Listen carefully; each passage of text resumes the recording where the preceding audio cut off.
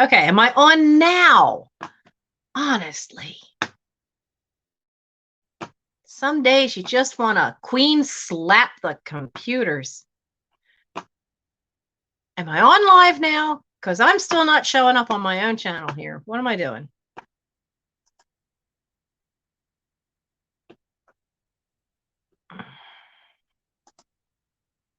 You're singing to fill the void? All right. There I am, I think.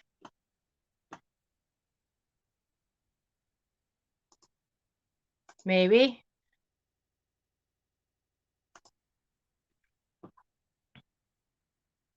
Am I on now? Pinch myself. Yeah, like that'll help. You like the butchered hair? God, it's just too short. There we go. I'm having some technical difficulties. But that's okay, because that gave Melanie a little more time. Hang on a second. And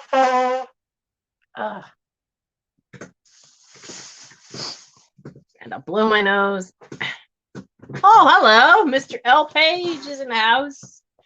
Jan's in the house. And Miss Pamela's here from Singapore. Hello. A friend of mine went to Singapore once.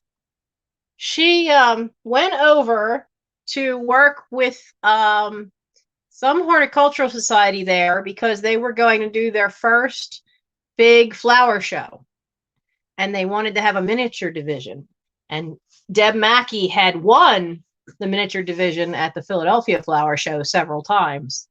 So she and a friend got to go to Singapore to help them set that up, which was really, really cool. So Linda's in Michigan. I am in Pennsylvania. I am in the bottom southeastern corner of PA. If some of you know Scott from the old Curiosity Shop, he is north of me because he's actually in Philadelphia. And Philly Flipper, he's like 2 towns over. He's about 15 minutes away from me. So, Tammy, I'm not loving my hair. Look at it. It's, oh, I hate it. It's so short. It's just so short. I hate it. My one vanity always, like growing up, was my hair. And I'm just not comfortable with this being this short. I look like a guy. I don't like it. I laugh, but I really don't like it. But, accidents happen. And, when you let somebody who's going to cosmetology school practice on your head, you take a risk, especially when your niece won't shut the hell up and stop making the girl laugh. And she went this way with scissors that put it all the way up to the nape of my neck. So to fix it, she had to, no, I won't. I didn't, no.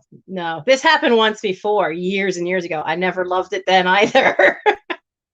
I will appreciate it now that we have a hot and humid bit of weather right now, because none of the air conditioners are in. And so, yeah. And I'm sure, like Mike said, you'll appreciate it over the fact that you have that office, that black hole challenge, and it's going to get hot in there, and you still got to paint the walls and scrub the walls and finish clearing that out, and you'll love it then. And he's right. It'll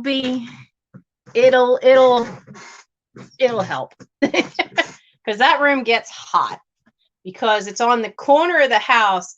But in the afternoon, the front of the house gets a lot of light and the walls get hot. So yeah, that room's going to get hot in the summer. Yeah, Nettie, I'll be doing dishes at some point because I came home and the sink is piled high. Some brother of mine obviously cleaned his room. And I have stacks of dishes. It is like living with a 16-year-old boy sometimes.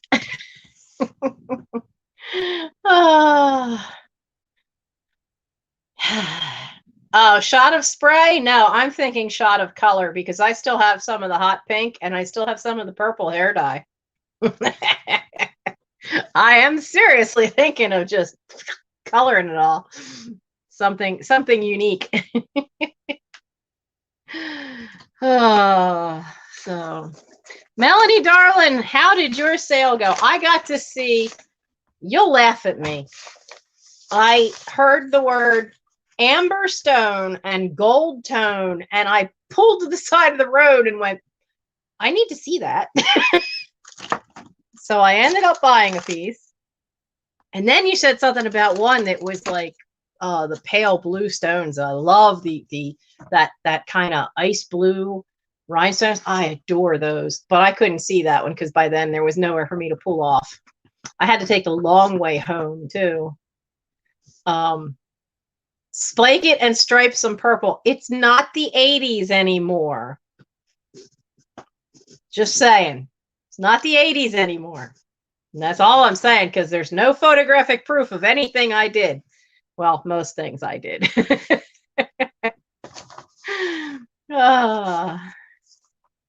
It is. Sometimes, Melanie, you think you're going to get through a lot more than you do. So it's okay to only get through half. Now, I'll tell you right from the start, next week, I will not be live on my channel. On May 3rd is the anniversary of the day my mom passed away, and I got the first inheritance. All this. But on the 6th, which is that Thursday, family members want to get together at the gravesite. Two of them, it chaps them a great deal that I've not been to the gravesite. It's been 14 years now, or will be. I don't need to go to the gravesite. I live in her house. I'm surrounded by Mom. So I'm taking next Thursday off, but Antiques from Karen, which is Jan's channel. Jan is going to do her first solo live sale that night. Now, I will probably pop in. I don't know if I'll stay through the whole thing. We'll see how I feel that night. But I'll at least pop in the beginning and help her get her started, because she's not used to doing these live on her own. She's got a fantastic setup though. So, is there anybody new here tonight that was at Melanie's channel that just came over? Because I'm sure there are some of you that don't know about Jan and I. So, welcome to Warehouse 13, which is what I call it. It's a hot mess even more right now because I've been working on what I call the Black Hole Challenge. I've been working on a different room to turn it into an office to film and do things at. I inherited the house, its contents, 3 storage units full of stuff. In that 14 years, I've also inherited 2 other estates. And it's now all in this house because I couldn't, you get downsized out of jobs, you can't keep storage units anymore. So it's all stuffed in here. Since I didn't have any living room furniture, and it's a nice big living room, I turned this into Warehouse 13. So I know some of you have seen Curiosity Incorporated has done hoarder houses. Madam Rack was the last one, and I think he just did another clean out of one, but I don't think he bought like the whole house or anything. And Antiques from Karen and I both are in the same boat in that we inherited a lot of stuff.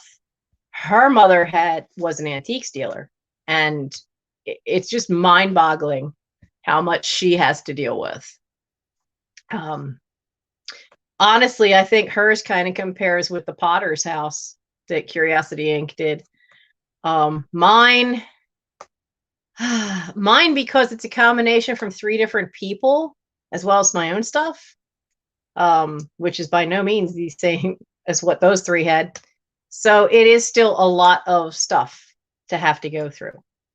So anytime I have live sales, it's usually a combination of either stuff that I've thrifted, they're always stuff from the house. And tonight, I have some Shackman products, which are great reproductions. Shackman used to do great reproductions of stuff, Victorian era stuff.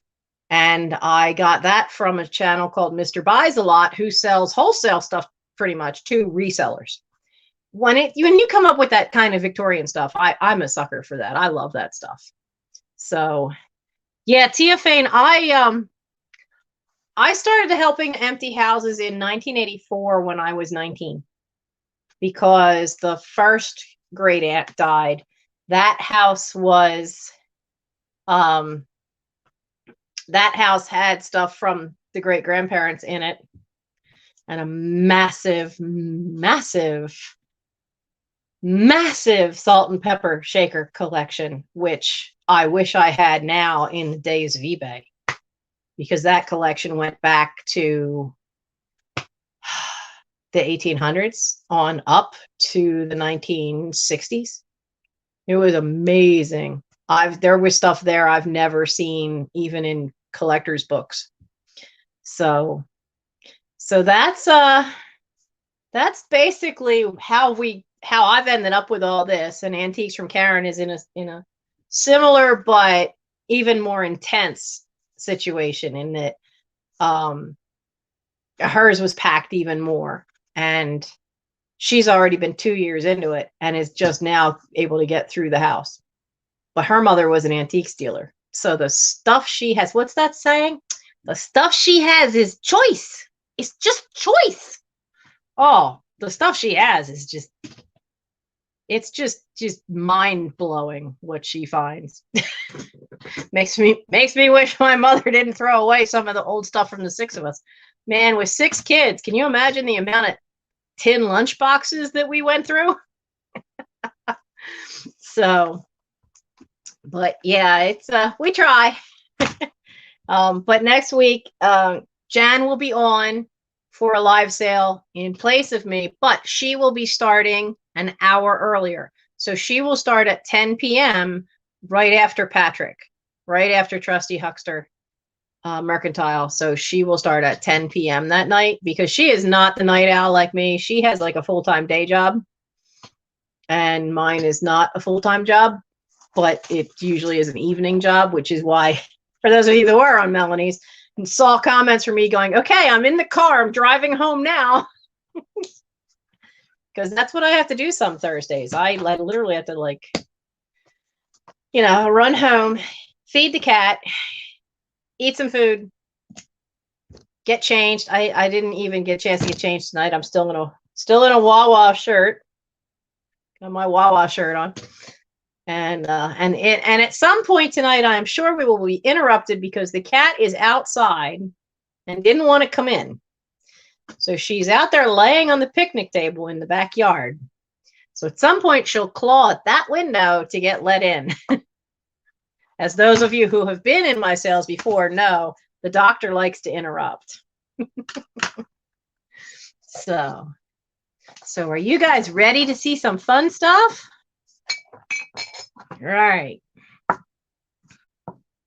Who else is here? Rose is here. Deanna's here.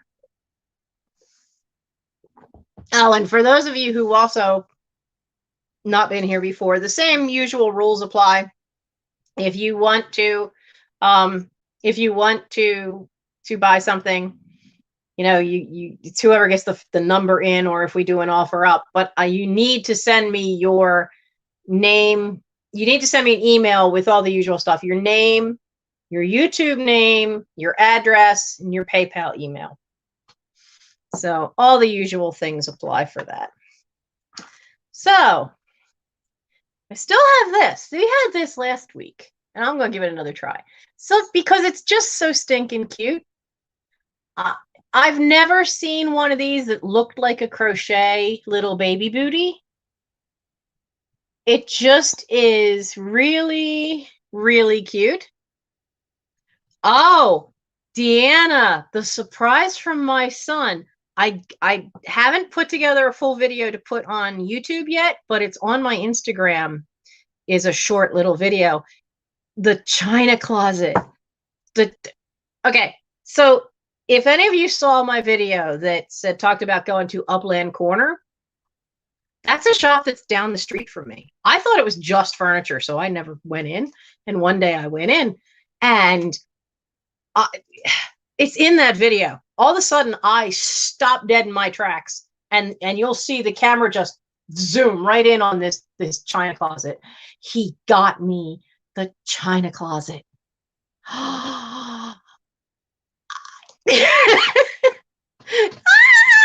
I'd squeal, but I don't want to deafen you. The reason this is such a big deal to me, okay, is that all my older siblings, all of them, got some kind of antique that our father would go when it was raining or snowing and go out into Lancaster County at these auctions and would buy antique furniture really cheap because nobody would show up during the crappy weather. So, everybody, by the time I came along, he stopped doing that. So I never got anything like that. My sister has the most stunning china closet I've ever seen. It's huge, and it's got the bowed curved glass on the sides. And if I get a chance to get out there and take a video of that china closet to show you, the carving work on it is just, I've never, ever seen another one like it, ever. And the carving's everywhere. It's not just a little bit at the top. It's all the way around. It's down the bottom. It's all the way around the bottom. It's all the feet. So for me to see this kind of china closet, while it's probably 2/3 the size of hers, it's got this stunning carving. It's got this great woodwork, and it's got carved feet. This one even has a lock. With all my old keys, I'm bound to get that lock moving. So the china closet, you'll see you can only see like the top of it in the Upland Corner video, but my son got it for me because, okay, now I got to explain that. So my son is technically he's my nephew, but I got him the Sunday before Christmas when he was only 2 years old, and I got custody. So I became instant parent to a 2-year-old, and I was 31.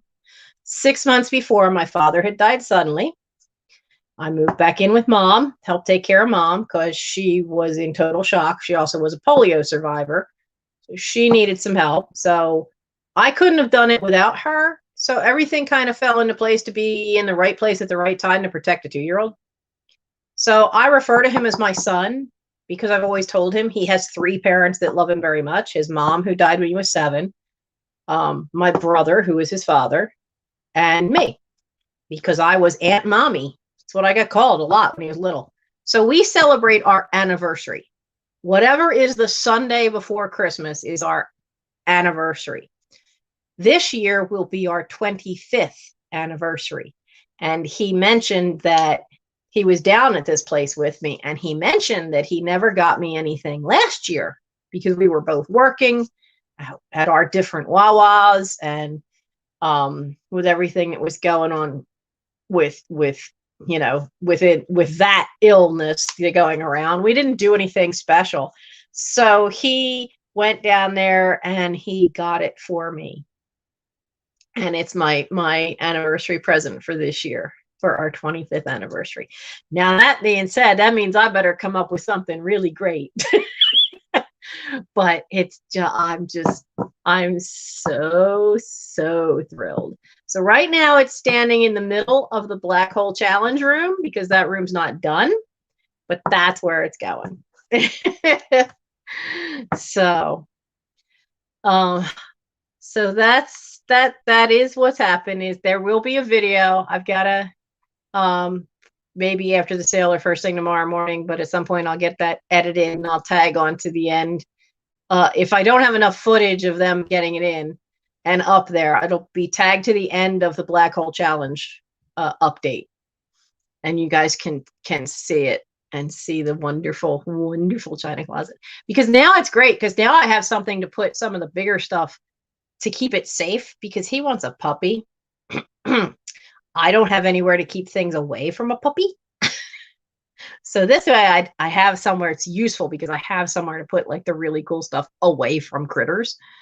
So that's the update on that. Hey, what's it mean when your nose keeps itching? If your ears are burning, somebody's talking to you. So that's the update on that. I don't usually talk this much this early in the sale. You can tell my whole day's been discombobulated. So, oh yeah, Melanie is a growing channel. I know Melanie also, because of Curiosity Inc. ended up with a large following, and I think she was quite surprised by it that it grew so fast. But her, and I really think her and Jan and I, there's so many good channels out there, and I think we'll all be growing, and we're all, three of us are still learning. I'm still trying to figure out some of the technology stuff. I got my Rollo printer. My son split the cost with me, and that was my Mother's Day present. But it's still sitting here in the box because I haven't figured out how to set it up yet, because I can't figure out how to, I kept reading the stuff to get it, the driver downloaded, and then you have to figure out how to make it talk to the laptop, and I'm technology challenged. So that's got to get set up very, very soon, because I need it. Like 2 weeks ago, I needed it. So we have this little booty. You know what? It's dim in here. That's what's wrong. Why is it? Oh, that's what's wrong. I'm wondering why it doesn't feel right. Like, it's a little dim. There we go. I got the other light on. Yeah, we are kind of curious. Curiosity Inc. was the first one I found. And I've been watching them for a long time, before I ever even knew there was a reselling community. And so Curiosity Inc. was the first one I found, and I would watch them, and I'd watch American Pickers. One of my Boy Scouts refers to my house as a combination of Christy, Annie Christie. I saw that. But one of my Boy Scouts refers to my house as a combination of American Pickers and Hoarders, but without the food and like rotting stuff. Yeah, because I'm not having that nonsense. Because it is literally, it's just boxes of stuff. And in some cases, it's bags of stuff, and bags don't stack well. And when we get to that, we're going to have a blowout fabric sale. Quilters from everywhere. The amount of fabric I'm finding. Stuff I forgot I even bought. Some of it's mine. I can't not take the blame for some of this craft stuff. So anyway, this booty, Nancy's selling her booty.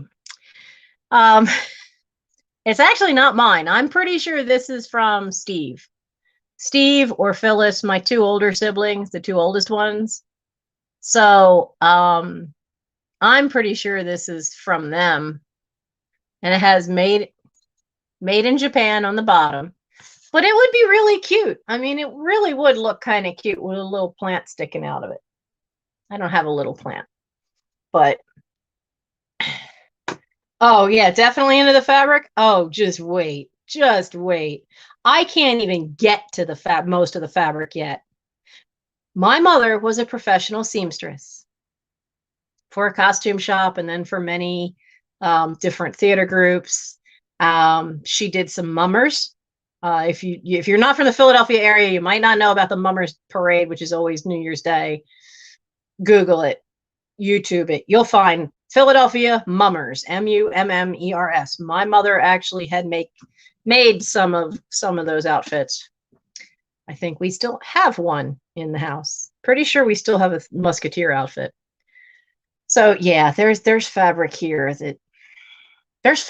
that's older than me, and I'm 55.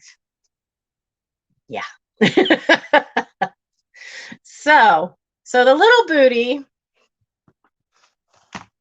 booty is $5. There's no chips, no cracks. Now there are 2 little holes there, but I'm pretty sure that was probably a ribbon that went through it for the color. And it's $5 and it's number 2.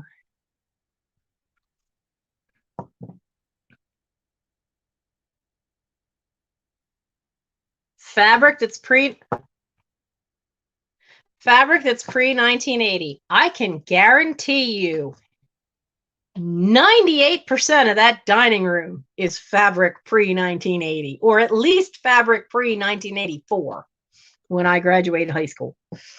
So I can guarantee that.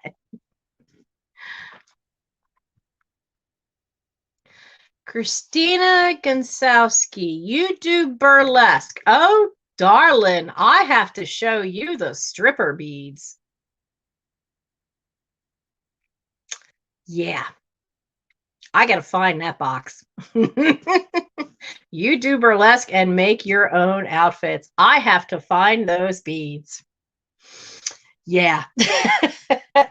Now I think they were made in the 60s to be curtains, like you would make your own, and because the beads are like, I don't even compare. They're like that big. Okay. So they're, I don't even know what, I don't know, a tiny acorn, but they're all on a long row. And we're talking a strand that's 5-6 yards long in different colors. And they're faceted. I'm pretty sure they're 1960s plastic though, but they were from someone who was a belly dancer who needed a couple of belly dancing outfits, but she also was a stripper on the side, and Mom made her outfits. And the box of beads is what's left over. When she retired, she gave Mom a bunch of stuff from leftover fabric things from her outfits that she didn't use. So yeah.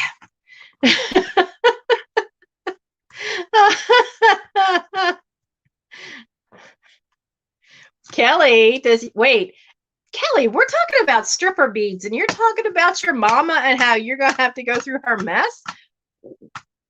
What?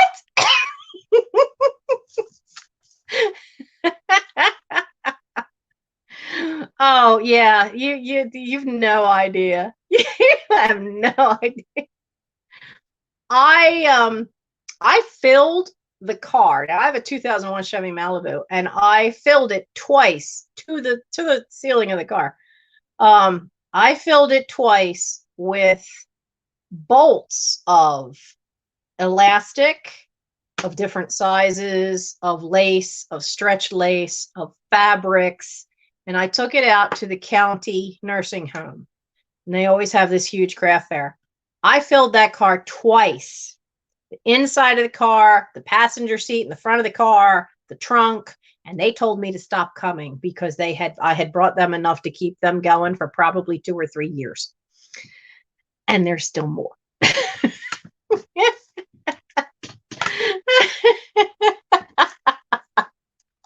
So yeah, there's a lot. There's a lot. Okay, so nobody wants the booty, which is okay.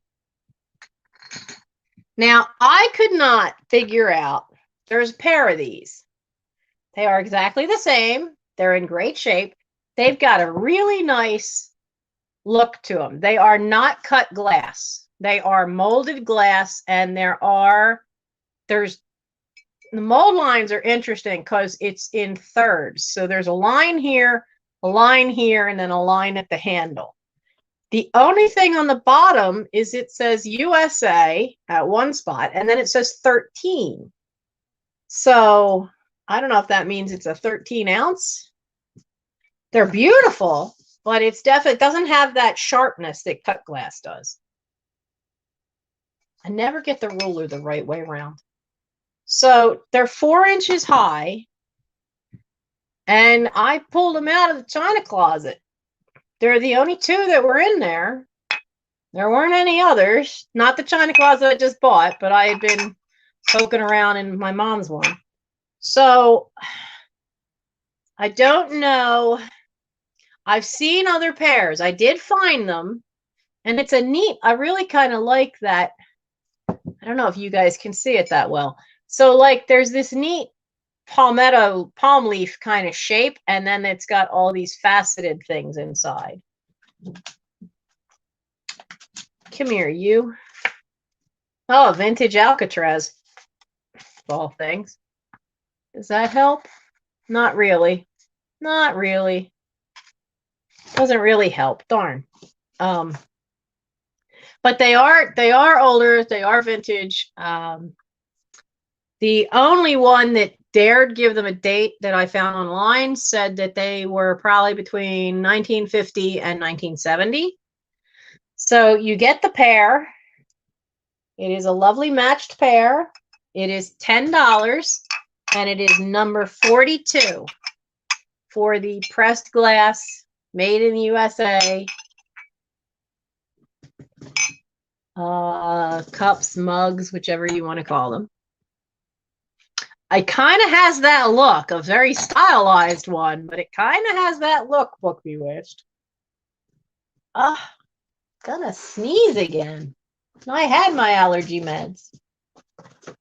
And we had a heavy rain, so I should have taken all those Norwegian maple pollen out of the air. Oh. Moser? Moser, I've heard the name Moser. Moser is it Moser or Mosser? The only coffee you'll ever see me drink. So,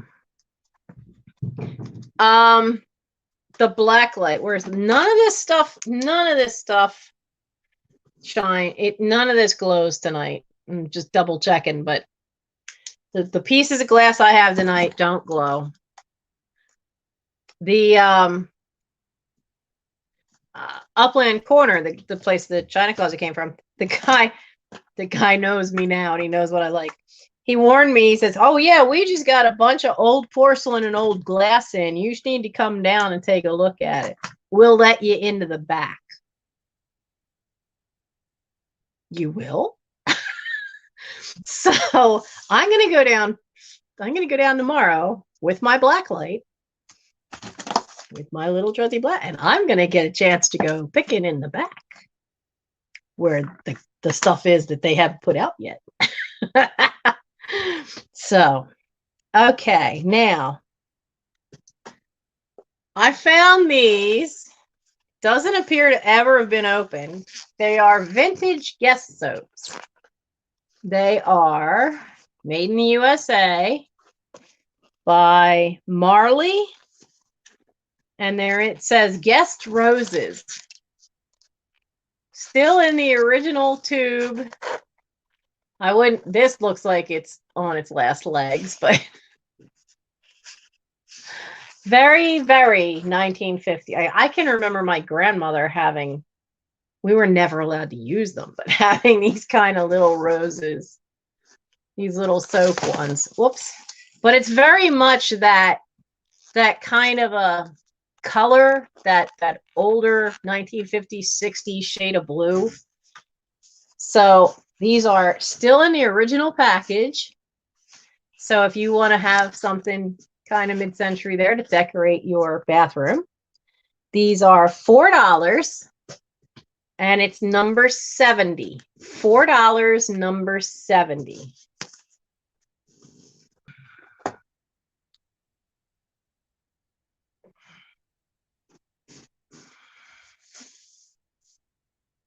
Are we losing Mr. Al Page? Actually, that soap may be what's making me sneeze. So, yeah, I know it's hard for some people, especially if you're in this side of the middle of the country and the East Coast, because I am so late. But it is what fits in with my schedule, which is why I call us the night owls, because if you're on the East Coast, we're the ones staying up late. Now, this is cool. This is Avon. It's perfect.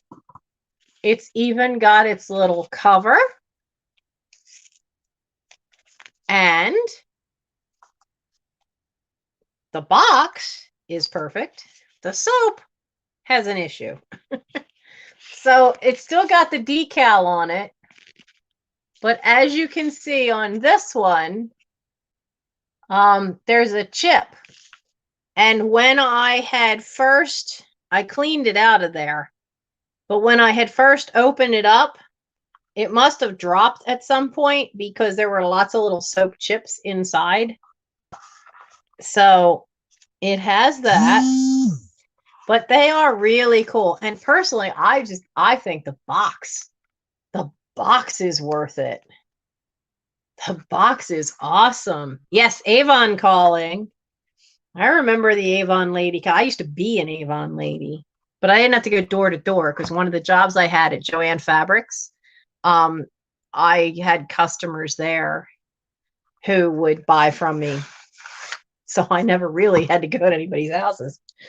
So the Avon soap, I know they have ones that are in pristine condition where the soap's not damaged, and they sell for $7 to $10 on eBay. But with the damage on that one, I mean, it's more about the really cool box because that would be just so great for display.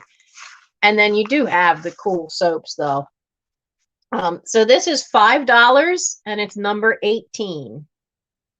$5, number 18. I still have Avon products I haven't used. Avon products printed in the USA. I would bet that these are from the 70s, but I think, yeah, maybe late 70s. It doesn't have a date on it. Susan. But one of the problems I had with Avon, and I love some of their stuff, but sometimes you get what they call push shipments, where they just automatically send you and you have to then pay for it and then sell it. So that can add up. All right, I could have sworn I saw. There we go. Thunderbird.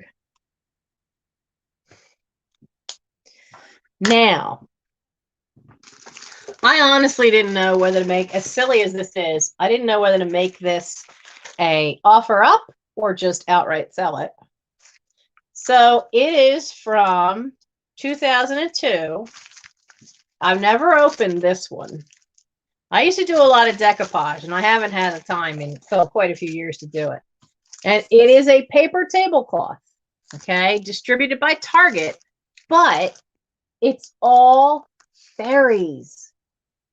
And I can't tell you how much stuff I've done with these, but because the table cover is 54 inches by 96 inches, you get a lot of fairies. And there is this neat purple band. It's hard to see the hearts, but there's hearts all across it.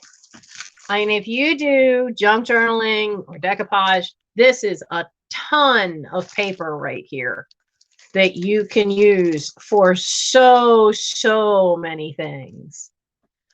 So the fairy tablecloth is all of $4 for the fairy tablecloth, and it's number 24. $4, number 24. If you do junk journaling, this is going to keep you in some images for a long time, and it's big enough you could completely cover the cover of the book. Oh yeah, I mean, there's so many images. When you consider the size of this thing, is that it's, 54 inches by 96 inches, that's pretty big. You could do a lot. You could create coasters and just do all kinds of stuff. But it's $4, number 24. I've done a lot with that one.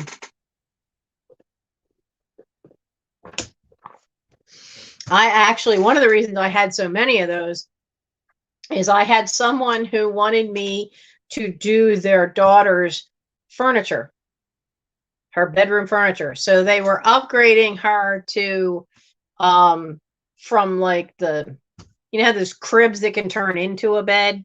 But they were getting her a real bed and a real set of furniture, and they didn't want it all to be really perfectly white.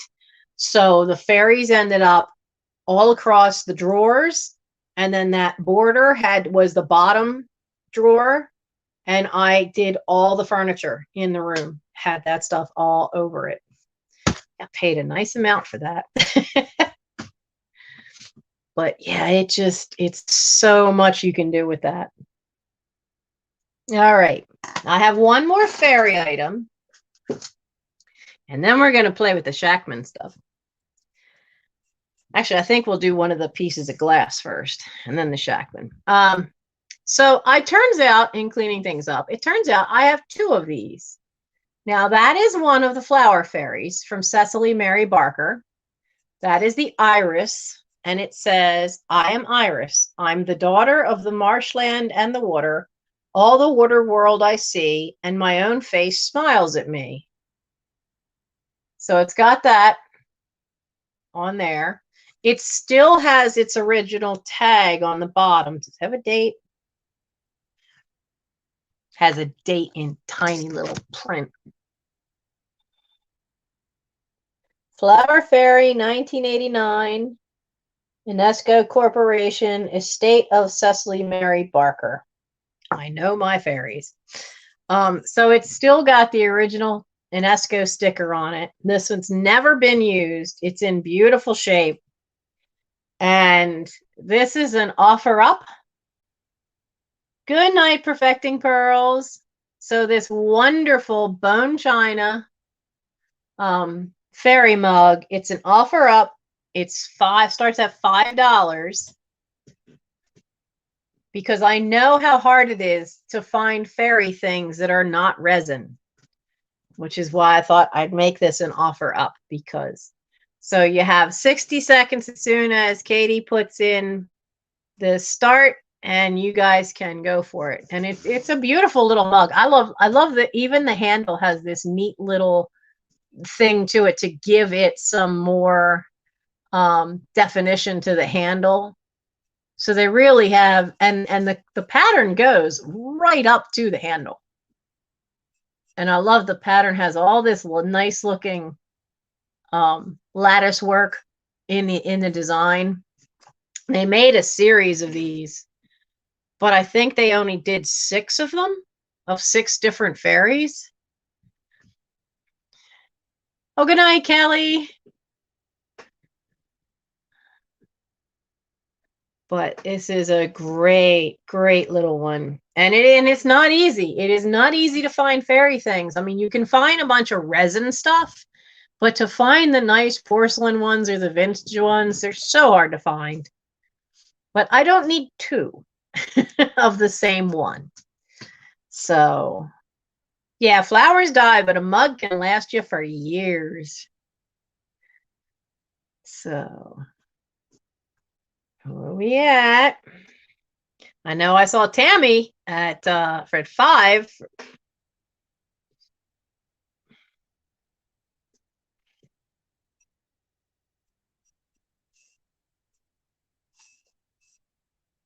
So who is getting the iris?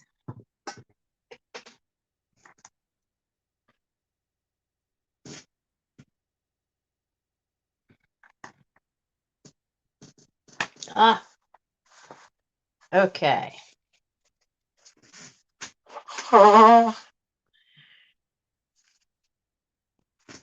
nose won't quit running now. All right, I think it's Tammy.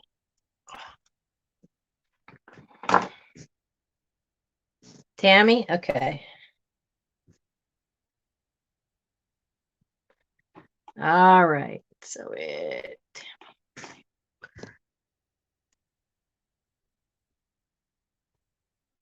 if I could spell right. All right. Let's do the Fenton now. Ooh. Ooh. Isn't that pretty? No, it does not glow in the dark. It is a Fenton basket. I really love the twisted pattern. Like it's like they took it and twisted it like a rope. That's the handle, and it's got the opalescent all around. Now there is a line right in here, but that's not a scratch. It's inside the glass, and it seems like it's a manufacturer's flaw. And it does say, is there a number underneath that? It does say Fenton. It says Fenton and has the number 8. Right in the center there. Fenton and number 8. So this one is an offer up. And we're starting this at $8. But it's just a beautiful, beautiful piece.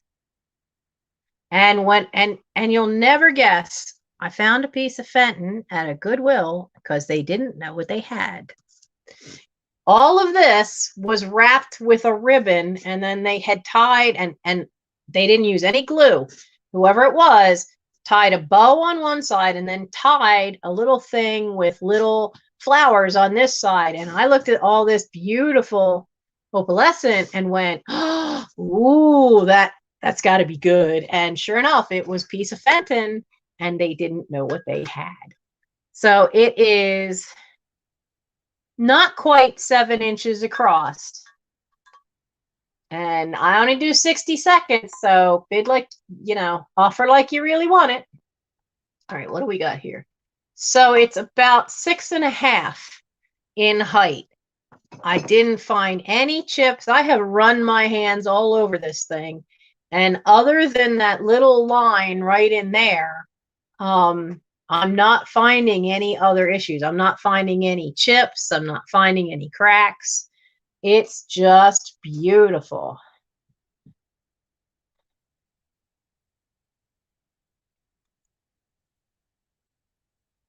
Oh, Blackie Junior Lynn, you didn't miss too many.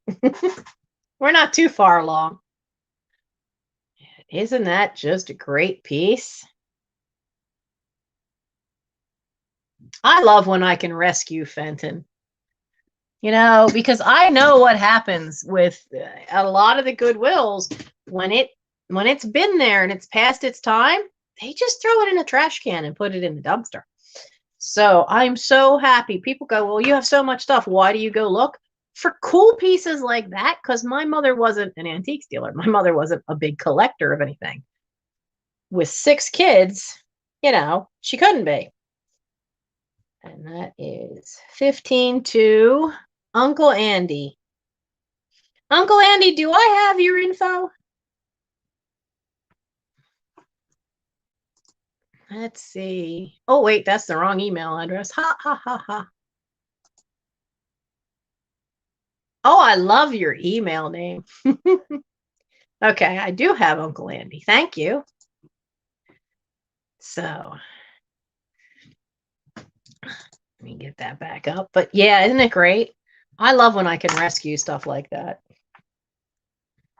Because I've never found Fenton. Well, I can't say I didn't find Fenton here. I have found Fenton, but they've been like little short things, little tiny things. Okay.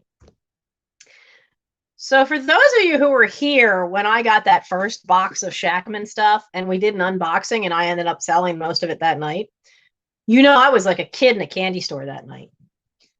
I decided not to do the same thing with this box from Mrbuysalot of Shackman stuff because when I peeked, some of it, yes, that was a steal. And it's solely because I don't get as many people at this as some other channels who have been around longer and are a lot bigger. But that's okay. I don't mind. I made money. You get something you love. I'm happy. So yes, I am fully aware that sometimes some things with me are a steal, and I'm okay with that. But anyway, the Shackman stuff, because some of it was things we had before, I decided to just go ahead and open the box this time. So I have more of these, the geometric puzzle, which has these cardboard pieces. You know, we all grew up with ones where you had the little dot and you had the little BB, but these actually have little cardstock pieces that you have to shake and line up and get. Oh, I missed. And get them into the little slot. So I have 6 of these from this box, and I think I have more from the other one. So these are just $3 each, and they are number 50. So Shackman does a lot of reproductions of Victorian era and turn of the century stuff. And this was one of the games. You have to get the geometric shapes over their blue counterparts. It's dated from 1998. So these are $3, number 50, and you can let me know how many you want. Because like I said, I have 6 of them here, but I know that I also have more. Number 50. So Wendy, do you want 1 or more?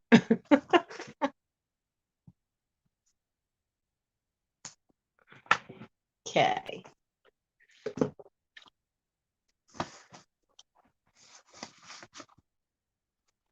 Okay, just 1.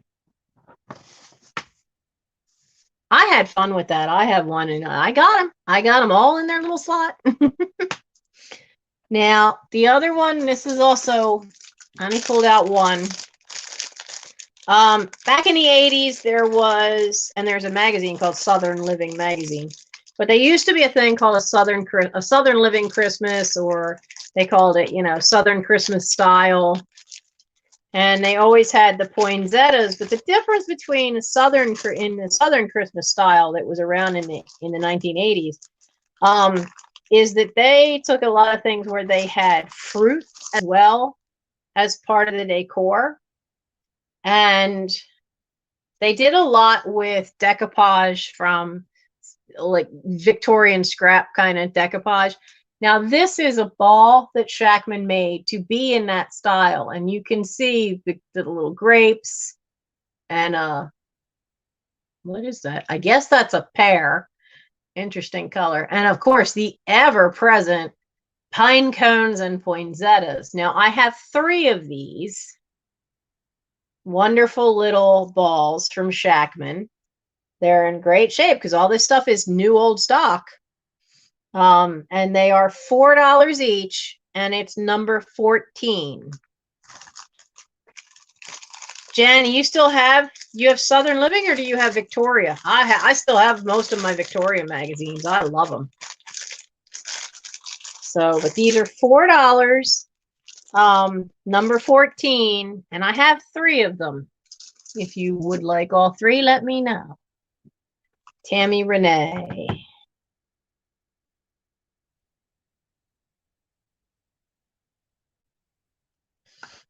All right. Tammy, did you want all 3 or just 1?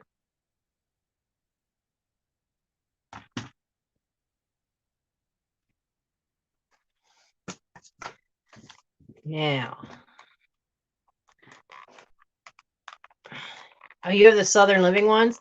Yeah, I don't have Southern Living. That wasn't really my style, but a lot of my Victoria magazines, my Victorian stuff, I still have a lot of those. I want to show them to you. Come on, come out of the box. Just 1. Okay.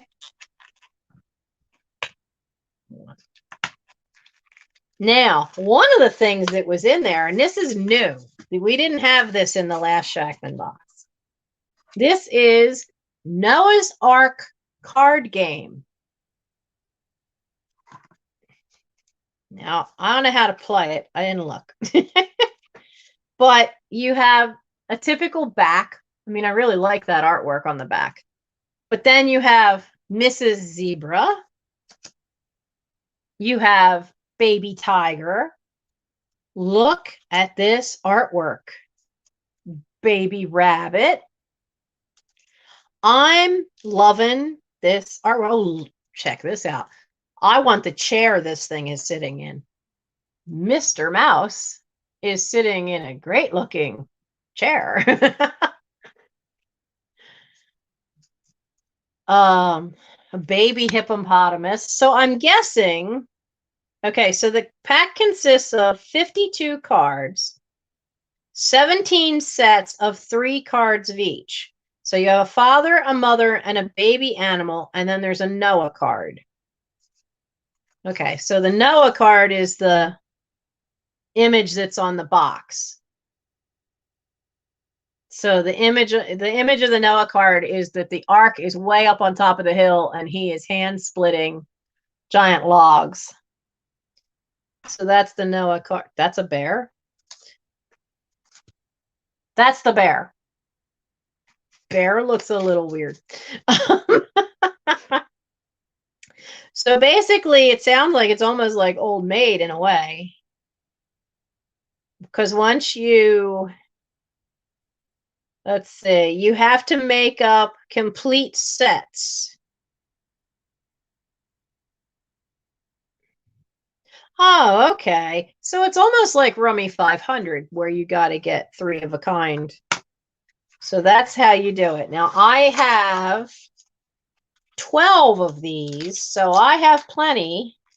And I did look all this stuff up online to figure out, you know, what they're going for. And then I, as usual, give you guys a lower price than what I'm finding online. So the Noah's Ark game, the card game, is $6 and it's number 31. Now, keep in mind, I have 12 of these. So if there's more than one of you that want one, I can do that.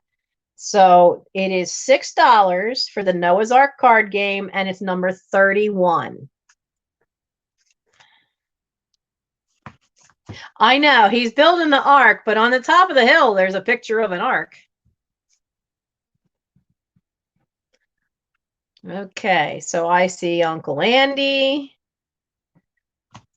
And as I said, there were quite a few. There were 12 of them, so I've got plenty. Tammy Renee.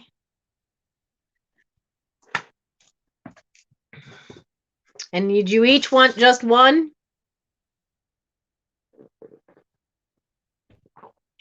I may keep those card games until Christmas in July. Oh, Tammy wants 2. Okay. Because I will be doing a Christmas in July sale. However, it's going to be on the 22nd of July because Boy Scout summer camp is the following week. Uncle Andy wants 4. Okay. And knowing what Resica Falls Scout Reservation is like for Wi-Fi, I doubt I'm going to be able to have a live chat while I'm at summer camp. Unless I can manage to sneak up to Rochester, New York. And then I might be on Jan's channel. Because at that point, she'll only be 4 hours away. Okay, Susan wants one. I'm still trying to convince my son, either let me borrow your car or, you know, drive me 4 hours so I can go visit Jan at Antiques from Karen. So let's see. So that was Noah's Ark. And we have, now these things, I sold out of these last time. Absolutely sold out of them. So I recognized the artwork as soon as I saw it, because all through the 80s and 90s, Dover Publications had hired a man named Tom, it should be on here, Tom Tierney. And he does a ton of paper doll books for Dover Publications. And his artwork's great. And these, he got hired by Shackman to do these. Now they're kind of thick. So they're like a press board.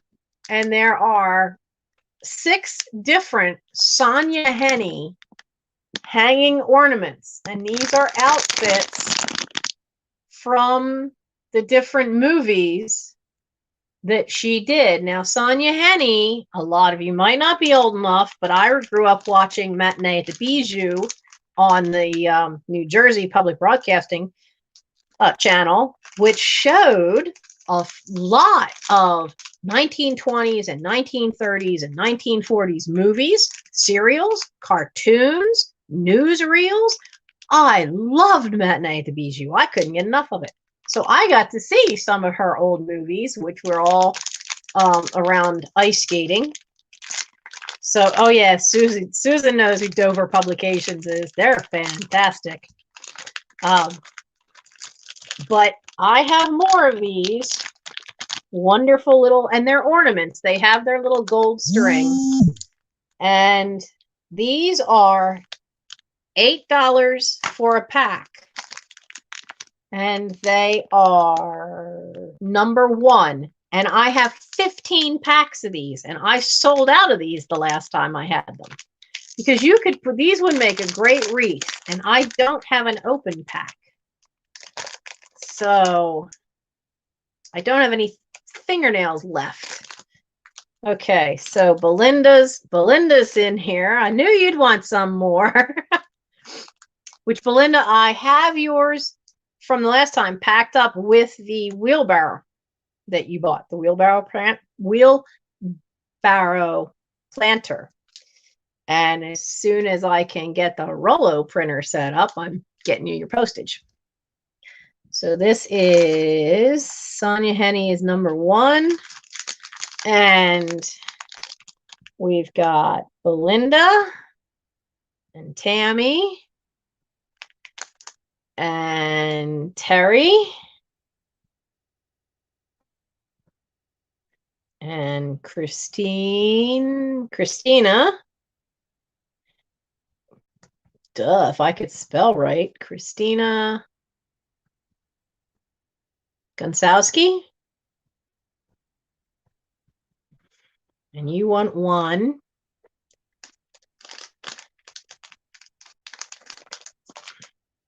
Miss Pamela. You want 2. Tammy wants 3. Okay, so Terry, you wanted just 1?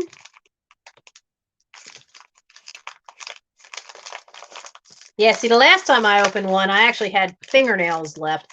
And I think I finally figured out why my fingernails. Last week we were talking about, look how bad they are. They're gone. They were so nicely polished. All of that is my nails are layering this way and peeling. And we think we finally figured it out because we have this Purell heavy duty. It's a cleaner, but it's also a sterilizer. And I've been pinch hitting a lot of 3rd shifts lately. And that's when we're supposed to do that kind of heavy cleaning. And I've not always been putting gloves on. And we think that is, because it's only been since I've been doing some 3rd. We think that is why,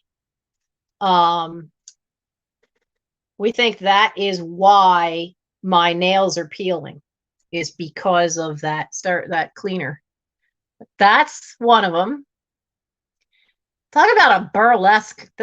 Autumn feathers. That's a burlesque outfit. There's another. And I kind of like this one. That turban on the top. And then there's the other one. And then there's these 2. There's that outfit. Doesn't this one kind of make you think like Shirley Temple? I think it's the pose of holding the skirt out like that. Yeah, they really, really are cute.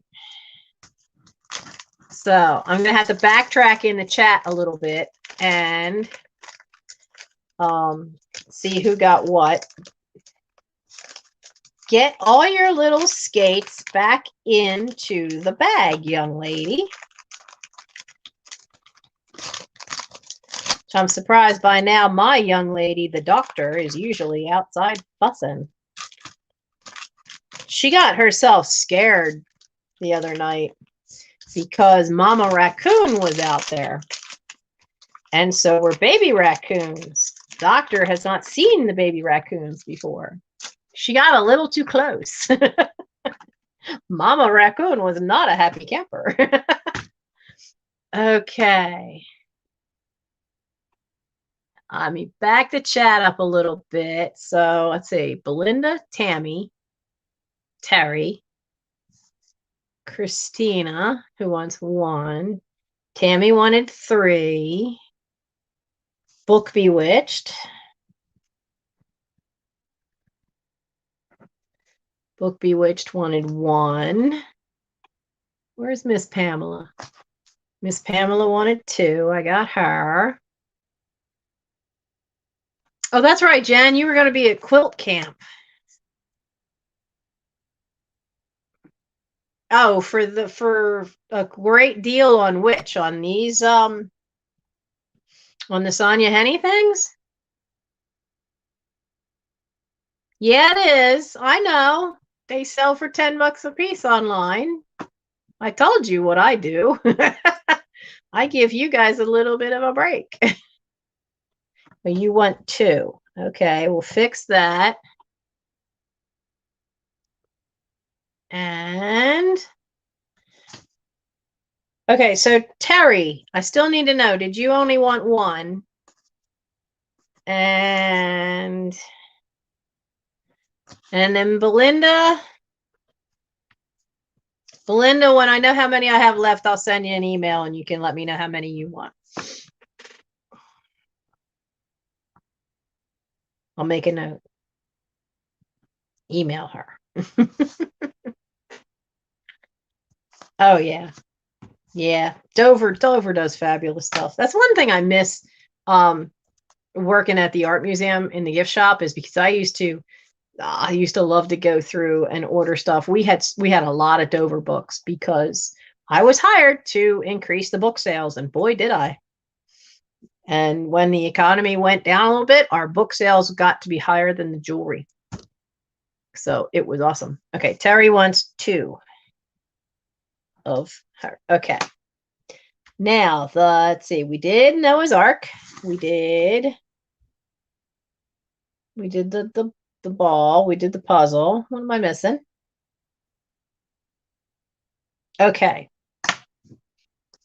Now, this was in the last one.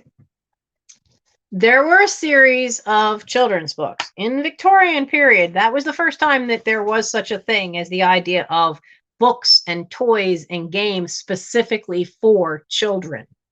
We didn't really have too many toys prior to Victoria and Albert having that big brood. But if you were in Germany, which is where he was from, you had toys for children. In England, that really wasn't a thing that happened. So there's a whole series. Now, this is one of them, Father Tuck's Nursery series. And Father Tuck was one that made a bunch of, not quite, they were less expensive than some books, but they were made specifically for kids. And it's hard to find originals because the paper just starts to disintegrate. They would use boards, good thick, what the cover of a book is called the board of a hardback. And they would use a good thick press board. So the covers would last, but the pages were rag paper. And so over time, they get super brittle. And this is a reproduction of Heads and Tails. And they're all stories and little poems of dogs and cats. And you've got the pictures that would have been in the original. I like this one because I like the little kittens in the basket and Mama's there. You know, Mama's getting a break because they aren't out of the basket. So, Christina, yes, Christina wanted 2. I have Christina written down. Hello, Doug. So, it doesn't have a lot of pages, but neither did a lot of the Father Tuck originals didn't have a lot of pages either. The real difference in this one, and I love that they kept They tried as much as they could to keep the original ink colors, which is why all the lettering, all this is in a brown, and even the ink color is in the images, because I've seen and years ago have sold originals. So they have tried very hard to keep to the look of the original. So this is 1999 by the Shackman Company, reproduction of an actual Victorian Father Tuck nursery book. And I have 12 of these. They are $6 each, and it's number 55. They are $6 each. Now, I have 12 of them, so if you want more than one, just put times and however many you want. But I do have more. And the neat part of these is that even if you wanted to use them for junk journaling, you could, because you're not destroying an original.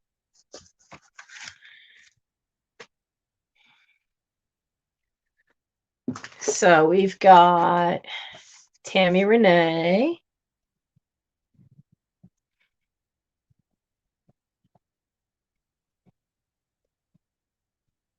I got 2. Oh, I haven't hit thumbs up on my own thing here. Hang on. There we go. That got me to 49.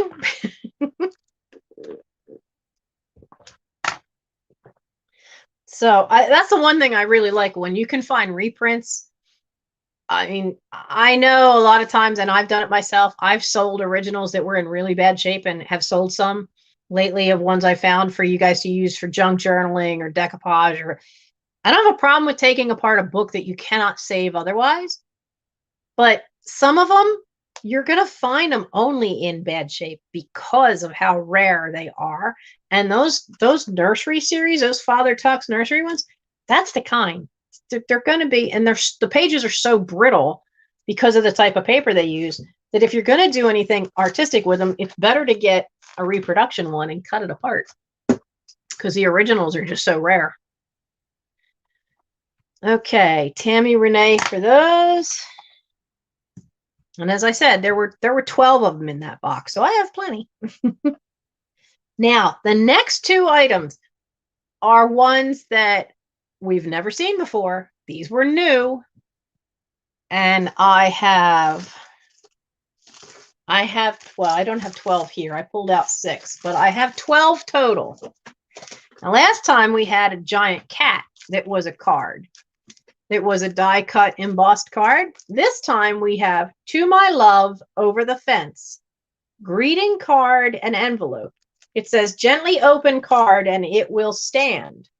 So if you, well, the way it stands is that the 2 people actually are on little pieces, like you can kind of see it with him, and they separate out a little bit, like a pop-up, so that it will stand on its own. Like, I think you could see it if you could see that.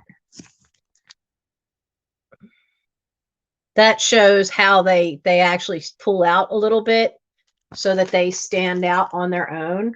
But isn't that great? Isn't that really cool? I mean, I thought about like keeping it as a thing for like Valentine's Day, but it's confusing me. You want to know why it's confusing me? Is that or is that not snow across the top of that fence? But if you look at their feet, there's forget-me-nots here. There's forget-me-nots there. That's a springtime flower. I'm confused. So I think it's meant to be a Valentine's, a reproduction of an old Valentine. So I have 12 of these. They are $8 each. They are $8 each. I have 12, so I have more. I have enough to give you more than one if you want. They are number 9. And you know, of course, like I'm very tempted to keep one of those, but we'll see. So they are $8 each for the Love Over the Garden Fence card. And number 9, Belinda Carroll. Tammy.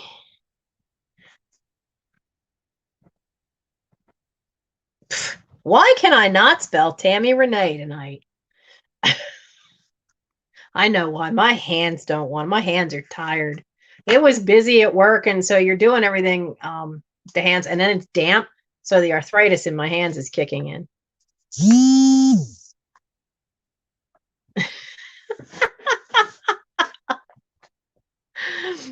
Okay, book bewitched. So, all right. And Belinda, did you want just one? Now, the last thing, and this blew me away. These were in the bottom of the Shackman box from Mrbuysalot. And the last time the die cut angel heads were, everybody went nuts over the die cut angel heads. Well, here's a whole angel. This thing's huge. It is a jumbo angel decoration. It comes with a cord. Well, the cord is just a little gold thread, but it comes with a cord that you could hang it. But look at how big this is. Now, this is from the year 2000, and I think Shackman, I think they closed down their business, and they'd been going since Shackman had been creating things since the late 1800s. But I think they went out of business in 2003. But she's more than 12 inches tall. What do we got here? 12. She is 13 and a half inches tall. Now, she's the same image on both sides. And she's die cut. She's that heavy, cardboard.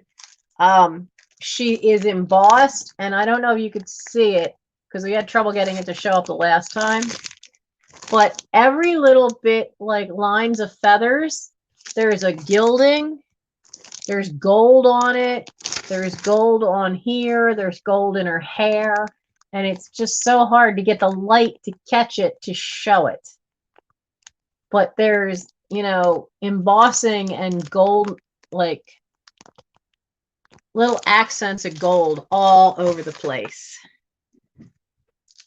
And so the jumbo angel is $12.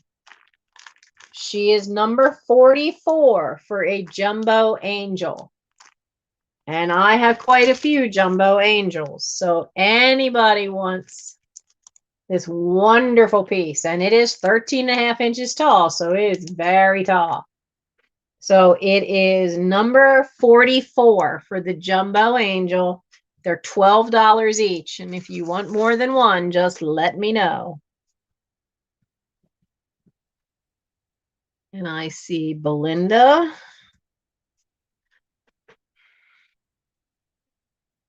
And anybody else for that?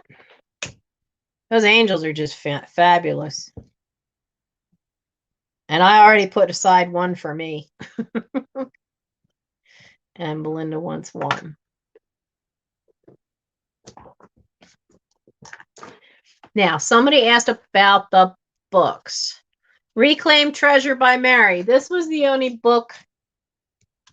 Actually, tonight it's the only book I have. This was the only book that I had, was the reproduction of the Victorian Heads and Tails Father Tuck nursery book. So you didn't miss it. I do have some. I do have some more. If Mary, if you wanted any, you just let me know. Where is it? Mary, they were $6 each. And I still have a few. If you want one, put in number 55, Mary, and let me know how many you want. Hello, mermaid. We have a mermaid in the house. Where is it? 55. Reclaimed. And just one. Okay.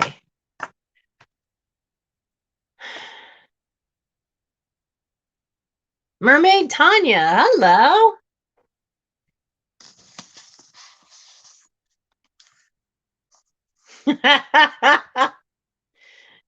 I'm laughing because I just saw Jan's comment.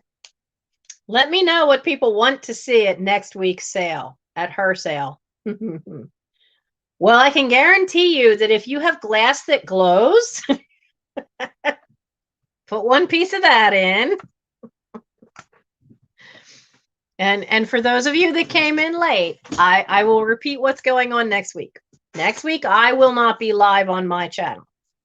There's family reasons and all that. So Jen from Antiques from Karen will be doing her first solo live on her channel.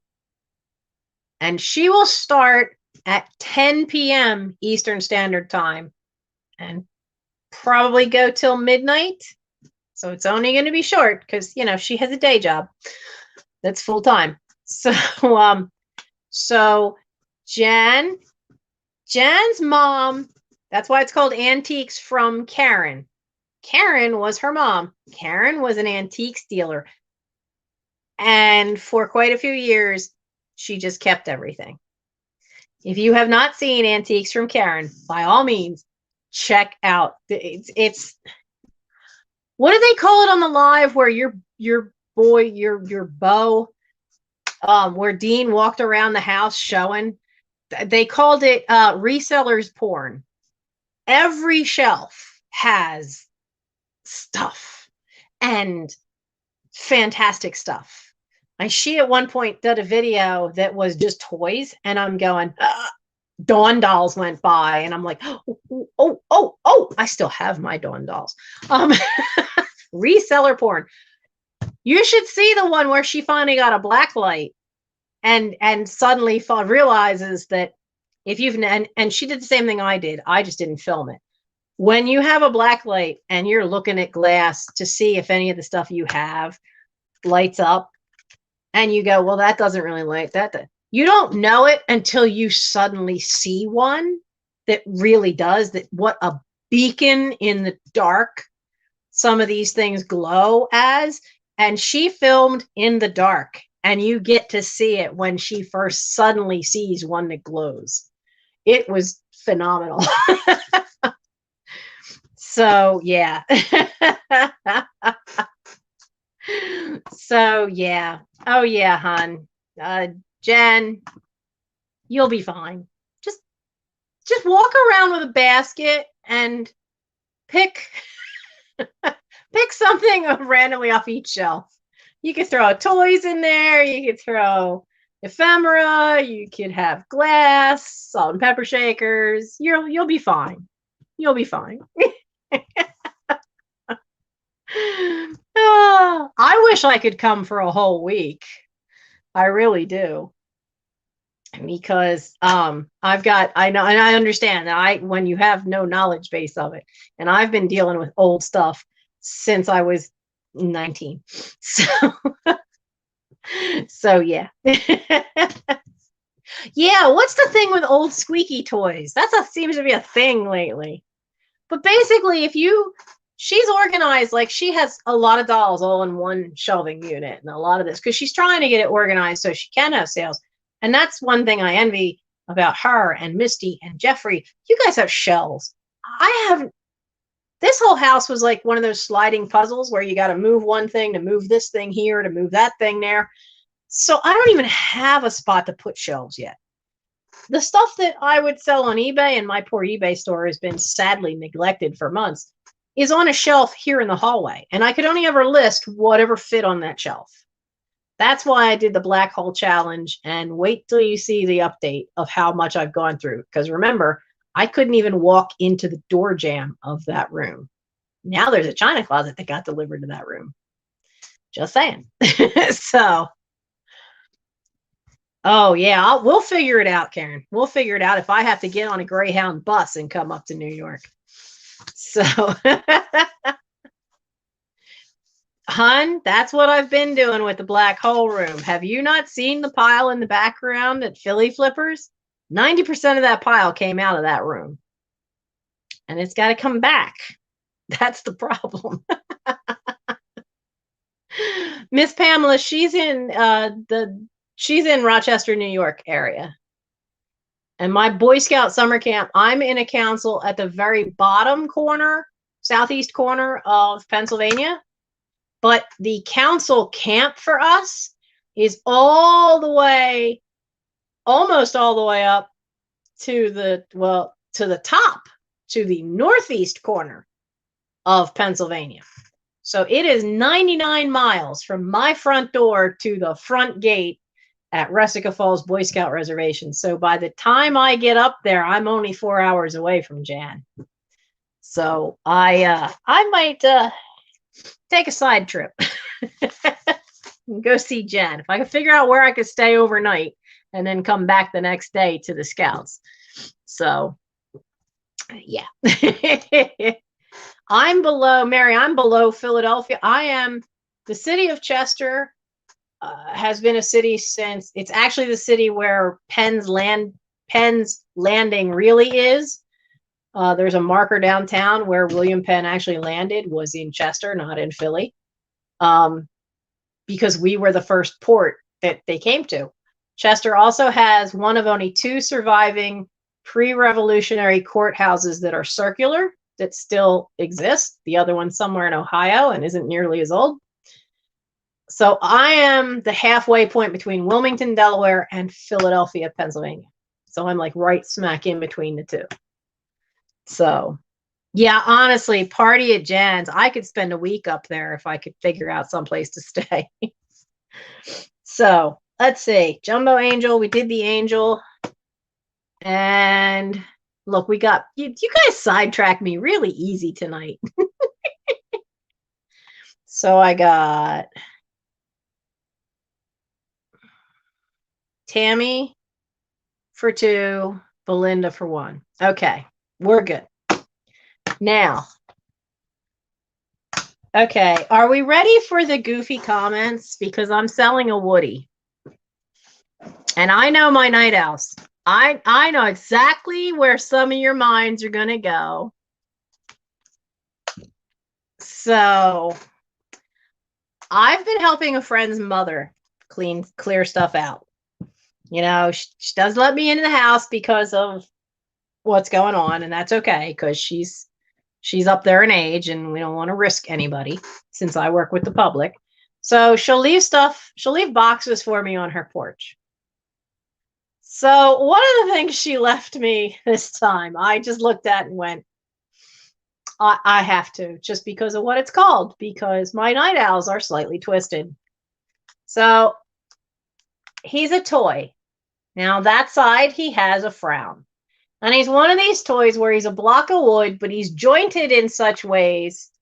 See, there's little joints in there that you can maneuver him, and he's still in his original plastic. But when I saw what he's called Woody. So I'm selling Woody because, you know, we all need a Woody in our lives. We all at some point need a Woody. He is the wooden man. Arms, legs, head, and body can be positioned in dozens of arrangements. A wonderfully fun toy, creativecrafthouse.com.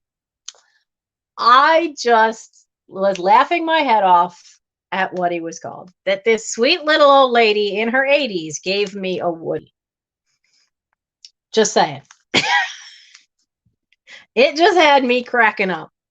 So if you would like this wonderful toy, he is just $4 for him, and he is number 12. $4, number 12. And you too can have your very own Woody toy. I'm just twisted. I'm just so twisted.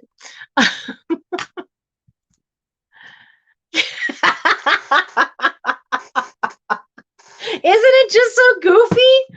I mean, okay, so I saw that size first, and I'm going, who has a toy that's frowning like that? That's a wooden blockhead. And then I flipped it over and said, just saw Woody. I have my very own Woody.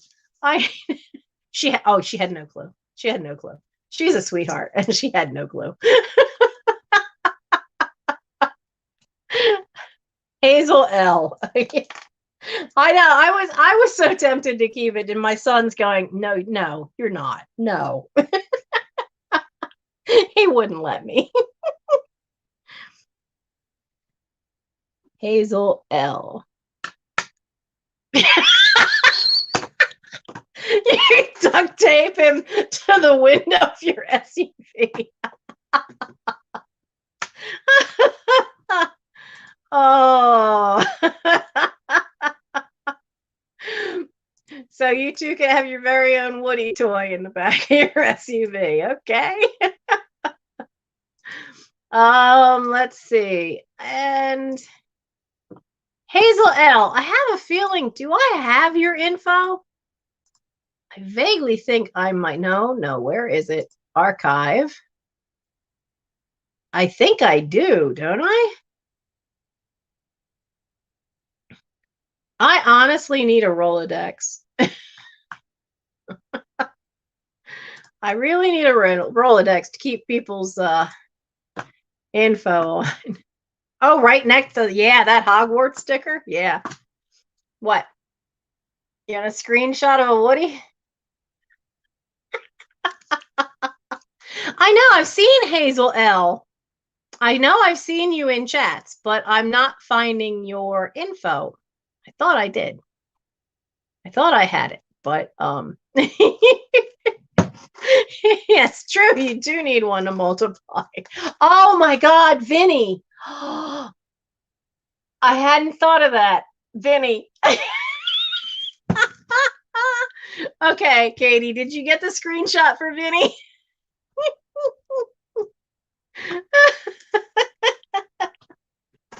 Oh my goodness. I just was like, that's just, I gotta, if I'm not allowed to keep it, I'm putting it in the live sale. And he just looked at me and he goes, they're not that bad, are they? And I'm like, oh yeah, we're fine.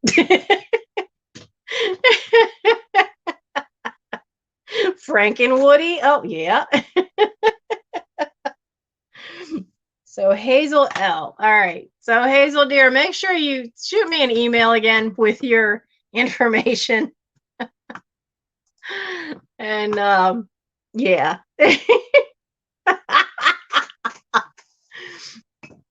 I mean, I kind of vaguely remember these kind of toys, but because I kind of think they might have like an elastic piece in the joints, but what I've never seen one with the label.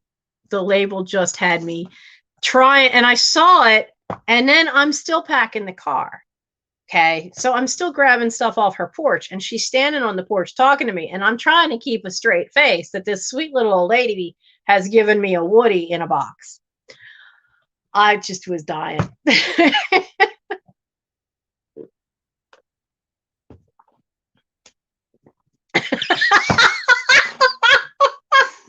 Book, I love you.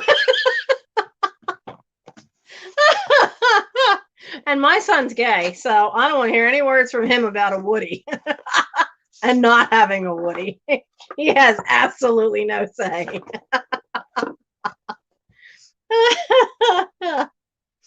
Oh my. Okay, so the next one, let's go from a Woody to a kiss. So I have this little thing, and it's a neat little trinket jar. And it's still got the 1996 sticker on the side for HFC. Now, HFC is Hershey Foods Corporation because I've got the original box. Now, the only thing wrong with the box is you could tell there's some residue there. It's not sticky, but there had been an original price tag. And it is a Jonelle Crystal Limited. Now, this one's from 96. There's a couple of different, yeah, let's go right from a Woody to a kiss. Isn't that it? Wait, shouldn't it have been the kiss first and then the Woody? Should have been the kiss first and then the Woody. Look, I can't get it. Now that I took it out of the box has this flap to protect the bottom. There it goes. And it's to protect the bottom of the kiss, but it's a bugger to get it back out of there. So, well, that sweet old lady does have 2 children. So, they just don't live anywhere nearby. So it's a beautiful little thing. And there are several companies that Hershey's over the years has had make them. And this one is made by Jonal, Jonal. And there are comps for this. This one is neat because it does have the original box. The box is in really good shape. So I did look up comps for this, and as usual, I knock, $2 or $3 off what I find the comps for. So this is $10, and it's number 65. $10, number 65.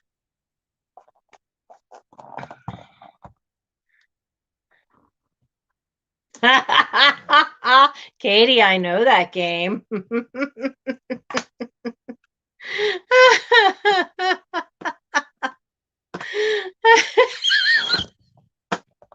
And now I can't get it in. Oh, sweetie, you have no idea. The last idiot broke up with me the night before my mother's viewing. So yeah, it's been almost 14 years. At this point, I don't think I remember where the damn parts go. So nobody for the Crystal Kiss. Okay. Crystal Kiss was $10 and was number 65. This was also something that was in the box from Mrs. Hampton. I'm pretty sure from the weight that this is resin.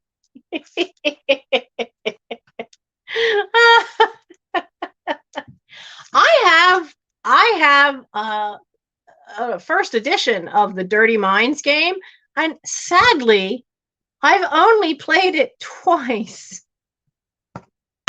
It's just wrong. That's a fun game. But this is kind of cool. It's not open. It's Lady Jane Limited, Cypress, California. But it's got a notepad. It's got the floral pen and the tulips at the bottom. And I'm pretty sure from the weight, this is resin. But it is a neat little thing, and it's very handy to have, so because, sometimes you're on the phone or you're at your desk and you just need to have a notepad, and this is great.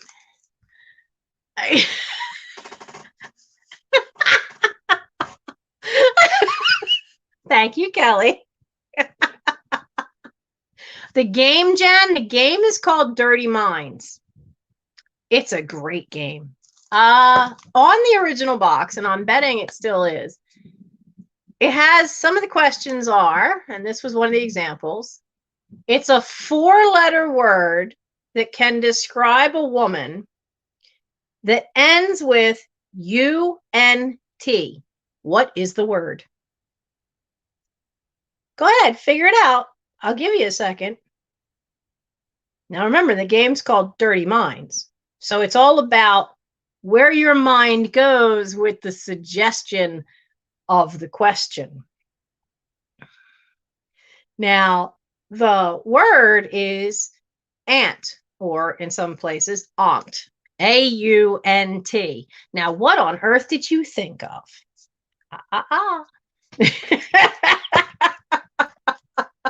See, it's all about what's in your brain. That was I think they may have changed it on the box, but on the original edition, that was the suggested, example that they gave. Yeah, I don't like that other word either. But, when you're sitting there, and the first time I played it, I'm the only female. We're sitting there in between shows of a matinee and an evening performance of, which Gilbert and Sullivan was that? Of Gondoliers. And we're sitting there in the theater, we got time to kill in between shows, and we're playing this game. And it's me and 4 guys. And it just tanked immediately. It was great. I miss those guys. Oh, so, oh man. Wait, you're playing that game. Well, you could play that game live because technically none of the answers really are bad. It's just where your mind goes. Oh man. I got it. Whose channel? On Vinny's channel. Oh, I'm so jealous. I'm not going to be part of that. I will try to be watching that, Katie. What time? Saturday at 6. Okay. I'm so glad I'm not working Saturday. I will try to make sure I'm there. So, all right, now that I gotta quit laughing at that, because when you said who it is, when you said who is gonna be playing that game with you, that's just gonna be, how much do you want to bet that Patrick at some point blushes? At some point he will. And it's gonna be great. So anyway, we have just totally derailed this live sale. Between the Woody, the Kiss, playing Dirty Minds. Yeah, this is just totally derailed. Yeah, it's going to be the greatest train wreck we could ever watch, Jen. It's going to be great. Oh, I hope his mother is not going to be in that chat. $20 on the first 10 minutes. What, for Patrick blushing? I know. Did he really? He blushed just mentioning it? Oh, wow. Oh, this is going to be great. Anyway, the notepad. So the nice, pretty little tulip notepad. It's $4. It's number 19. My mother would have been fine because my mother was twisted. $4, number 19 for the notepad set. Yeah, my mom was slightly twisted, but I think her whole family had a warped sense of humor. And the best gift she ever taught me was that there was humor in everything. Sometimes you got to hunt for it, but there's humor in all things. And that it really can take the sting out of an awful lot. Even when she died, there was humor. As we're sitting around a table at the funeral home, and they're trying to write the obituary, and I see Book Bewitched. Okay. And my brother-in-law sits there, and we're all sitting, they're like trying to describe, what the person did. And we're all sitting there going, how do you say funny and you say this and you say that, but it never quite connects. There's still this weird, surreal moment you have when you're sit down to do that. And then there's this silence, and my brother-in-law says, well, she used to sew for a bunch of clowns. And we all just looked at each other, and just that broke the ice. We just all started laughing, cracking up. And the poor guy who's there trying to be so professional has no idea why we're laughing. And we're all going, well, we mean that literally, but that's kind of, if we can't write it that way, because then it sounds like an insult to all the other people she sewed for. Because my mother actually had 3 professional clowns that she did costumes for. So she did technically sew for a bunch of clowns, but she sewed for so many more people. So yeah, best gift in the world I ever got was to learn to find the humor in everything. And my mom was definitely a good example. And twisted. You're the only one out of 20 ladies still awake, Jan, because you're with us, and you and I are twisted. So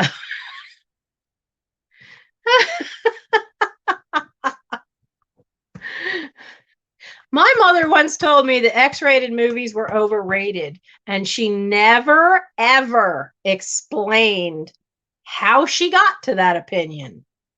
Wouldn't say.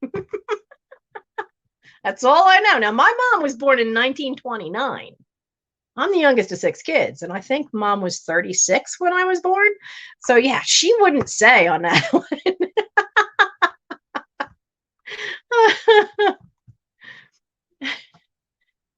I have bigger scratches on my eyeballs. I've got this. This is who made this? Dollar Tree. Oh, I hadn't noticed that before. I thought you guys might like them because of the images. I mean, we've all seen that little cherub, but I like the 2 little Victorian kind of girls. And it's a 3-pack of those little metal pill boxes. I think these are cool. I did not cut my hair. My hair got chopped. You aren't here for the beginning of that with the hair. The hair it's all gone. I could wear a wig that would be to the floor, but it would get caught in the wheels of the chair. I still have all my wigs from being in shows. So the 3 little metal pill boxes. It's $3. It's still in the original. I have fairy ones of these, and I don't even use them as pill boxes. I just have them in the curio shelf, and they're really cute for that. Oh yeah, they'd be cute for like the baby's teeth and the first haircut and stuff. So it's $3 and it's number 33 for these. $3, number 33 for the 3 little pill boxes.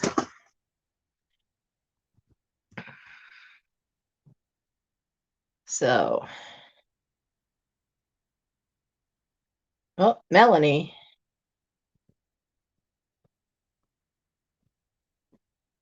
So,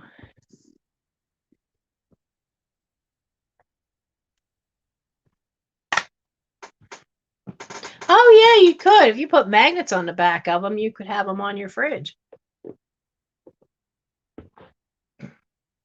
Now I have, what is they called it? Rusty Crusty. So I have this tin. The lid's going to give me trouble again. Sing something? I haven't sung in 14 years. My voice is a little cracked right now. So it has a little bit of rust on the inside, and the top has seen better days. And there's a little bit of denting to the top. But it's a nice orange. It's Mayfair tea balls. And there is a lot of scuffing around. But I thought it was kind of neat. It's nice to find orange because in the fall, when you do a vignette display, you can use these old tins and sit something on top for height. But because it's orange, you can use it in the fall. You can use it right through Halloween, even though there is a lot of, scratching and condition issues. Antique Nomad had challenged me to do a video of my basement, and so I found it down there. So, so I thought, well, I'm gonna offer this one. It's just $4 because of the shapes it's in. So it's $4 and it's number 59. $4, number 59. Hello, Moon Goddess.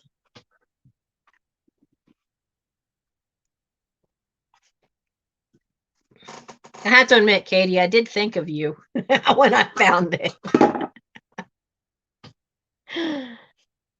So, no takers for that one?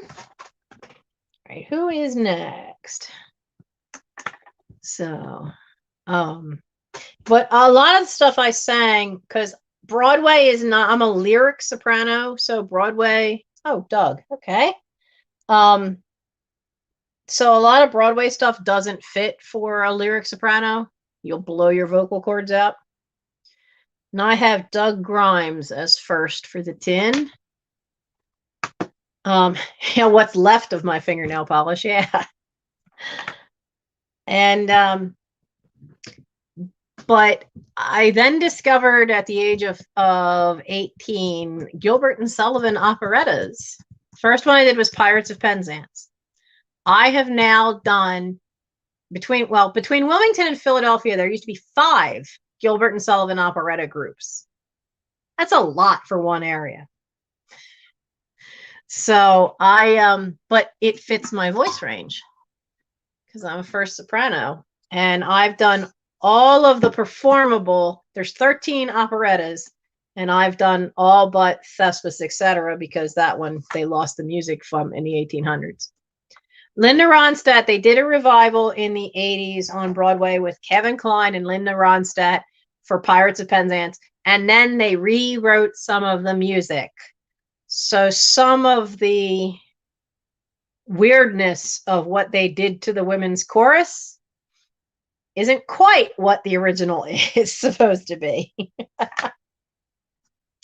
So I have another one of the Joseph originals, and this has it's written in on the bottom, Joseph originals, and it still has the original sticker. Now that sticker is older, so I think this is the older style for the year 12. I think that's the sticker they stopped using.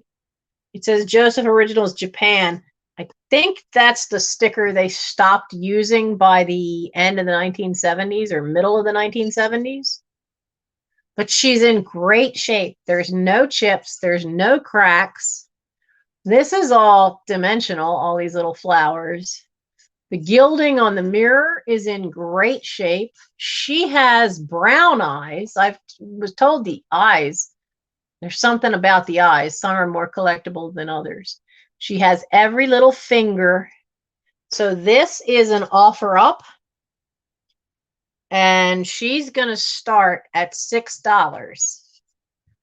But she is just in beautiful shape. Got those lovely little wings going on there with the gilding. So as soon as Katie, hi Jen K, as soon as Katie puts the timer in, then we'll start the offer, and we're starting it at $6. But isn't she a beauty? Where's my ruler? And there went my ruler onto the floor. Where's the backup ruler? Backup ruler. So she is 6 inches tall, and she's wide. That skirt is 5 inches across. So I think Katie got bumped off the internet again. So we have about 30 seconds. But she's a beauty, and I'm Mary Royer at $6. And I'm looking, and it's hard to see. I don't see any real crazing to her anywhere either. So she is great. And we only have a few seconds left, and I see Olivia come in at 7. We have about 10 seconds.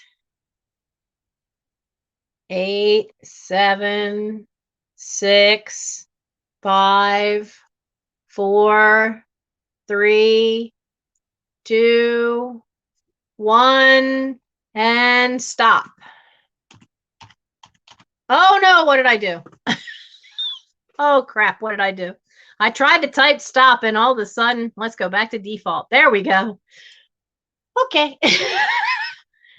I wanted to type stop, and then as soon as I touched the keyboard, my laptop screen suddenly like expanded to full size and the chat disappeared. I'm like, what did I do?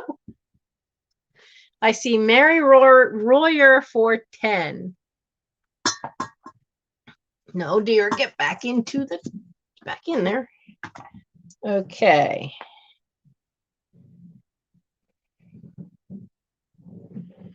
I think I have one more of those Joseph originals. I have one of the reasons you're seeing a bunch of little porcelain stuff is because I have a box of stuff that I found that's all just little porcelain stuff. And I think I saw another set of wings sticking out from some tissue paper. So I think there's one more, which will be in a sale 2 weeks from now, probably. Now, I have a Lefton piece, a Lefton bird. I did not look him up to see the age. The original sticker, the foil is all gone, but come on, focus. There we go. You can see all the markings there. And Mary, I have your information. Yep, there it is. Thank you, thank you, thank you, thank you. And Hazel L's and Wendy, I think I have yours. So, but he is great. He doesn't have any chips or cracks. He's a bisque finish. It's a fuzzy on there. The only thing that I have found, and it's weird because it doesn't, there's a manufacturer's flaw right here. And it seems like it's actually part of the mold that they used. Now, it doesn't say what type of owl he is. And they did a couple of different owls. Hazel, no, I've not found the pumpkin. I have not been able to find that bag of old tins yet, but I do have you on my list for the pumpkin spice tin. You are in my little booklet of things to watch out for. But like I said, I can't actually walk in all the way into that pantry, and I know there should be a little Ziploc bag with really older tins. So I'll get in there yet. Possum's here. Hello, Possum. Hi, Nate. No, the pumpkin colored balls tin does not count. She's hoping to find that I can find a vintage tin of pumpkin spice, which, was a thing for your pumpkin pies when you made pumpkin pies from scratch, which is a lot of work to do it from scratch, not using this pureed stuff out of a can. Just saying, it's a lot of work. And it comes out a darker orange color than what we're used to from the ones made with the stuff from out of a can.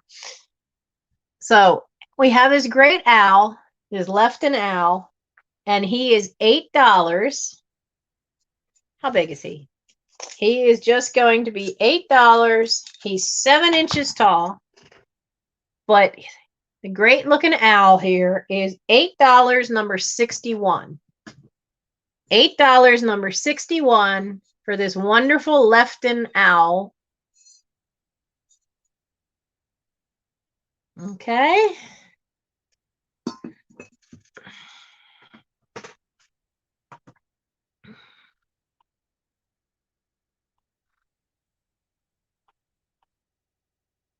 With Katie gone, I think I've lost all my mods. I do. I think I have lost all my mods.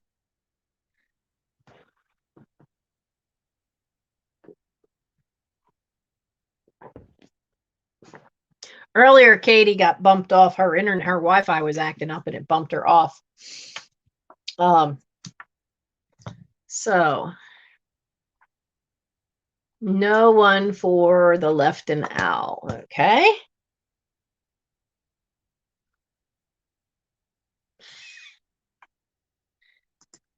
And there we go. Whoop. Oh, Melanie's still here. There we go. Now I have 3 other things. Well, 4 actually. So one of the goofy things that I have, And there were a bunch of these, and they're all like gift wrapped, and it's just a nondescript. I think they were giveaways, and this is from my little old lady.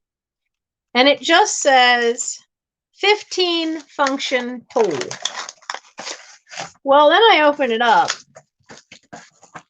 and it's a 15 function pocket knife. It's got, if I can't even open all these because I ain't got any fingernails. It's got the corkscrew. It's got the Phillips head screwdriver. There's a pair of scissors.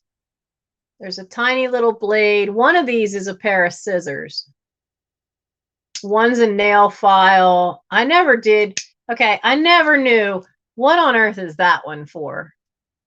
There's no blade or anything. It's just a piece with a hole in it. So I don't know. Oh, there's the pair of scissors. Yeah, it's like a Swiss Army knife, but I'll bet you it's not as expensive. So it's got the little pair of scissors. There's a regular screwdriver. There's a can opener. And of course, there's 2 blades. And it just cracked me up when the box said 15 functional tool. Okay. So if anyone is interested in the 15 function tool, otherwise with me, being in Boy Scouts, that's what's known as a pocket knife. If anyone is interested in that, it is $4. $4, and it's number 72. $4, number 72, if you find the need for a pocket knife.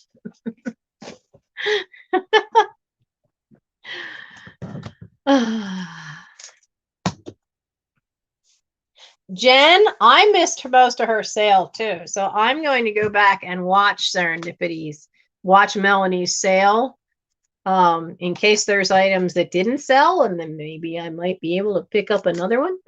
Oh, Iris, okay.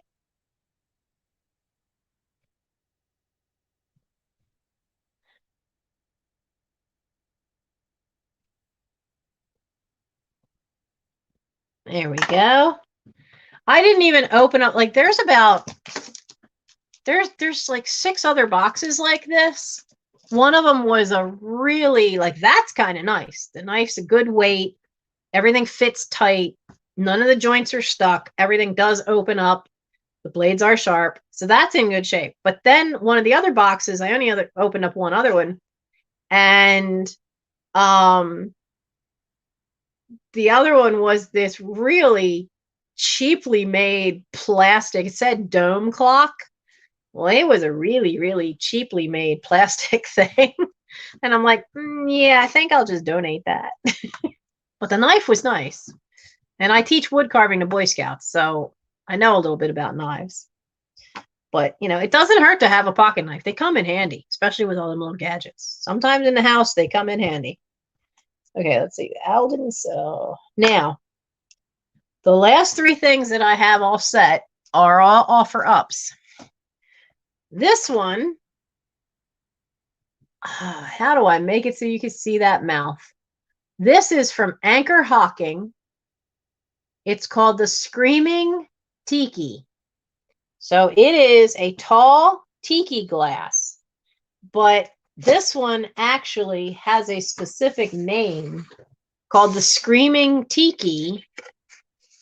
Can you see the mouth? You see all the little teeth? This was actually made by Anchor Hocking. And will it show the features? Maybe if I take that out. I don't know. Does that show it better? Or just not? I don't know. I mean, he's cool, but both sides are the same. And you thought it was an owl? Oh, no. I was surprised to find out that this one actually has a specific name. Oh, from the bottom? Okay, let's try it from the bottom.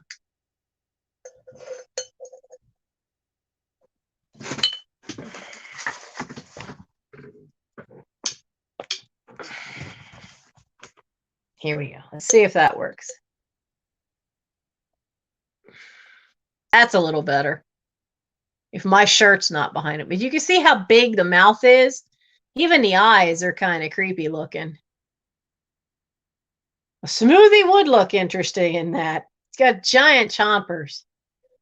But I did find out is that this was made by Anchor Hocking. Now, it's the only thing on the bottom is there's a number 4, tiny little number 4 on the bottom. And while I think it is a cool mug, tikis are not really my thing. So I thought I would send him out into the world. Now, he's an offer up because the Screaming Tiki is hard to find. It's only made by Anchor Hocking. I did not find anybody else with this particular face. Tikis always are kind of weird looking, but the fact that his mouth is open and his eyes actually are dimensional, his eyes literally are popping out of the sockets in the creepiest of ways. So Katie's back. So if Katie can start the timer, and he is going to start at $6. And as I said, I did see these online. Now, most people are selling them in pairs, and I don't have a pair, but they're in pairs going for 20 and higher. So I thought, well, you know, I only have the one, and he's just bizarre. So I'm going to offer him to you guys. The only mark, Uncle Andy, is that there is a number 4. There's a tiny little number 4 right there. And I went looking, and they all, the ones I could find online, all said the same thing, that the only marking, there's no typical Anchor Hocking marking. There's just a little number 4 on the bottom. But they're all attributed to Anchor Hocking as the Screaming Tiki. So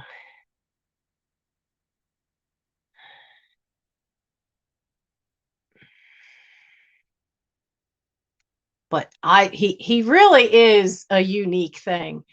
There is oh, now what's her name?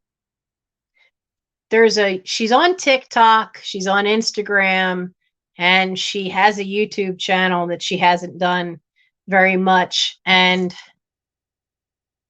her name is Rochelle. I'll put the link when this is over. I'll find it and I'll put the link in.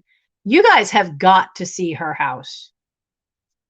She's down in Florida somewhere, and she has a tiki bar in her house, a 1950s reproduction. It's stunning. And the mid-century modern living room of her house and mid-century kitchen, which they just finished, it's stunning what she's done with that house. And she's a young girl. She's in her late 20s, and just it's amazing. And but it just cracks me up that she's got this tiki bar. Olivia Sessa for 15. Yeah, tikis are really big, and around here I've seen a few tiki things, but they've always been those modern plastic ones.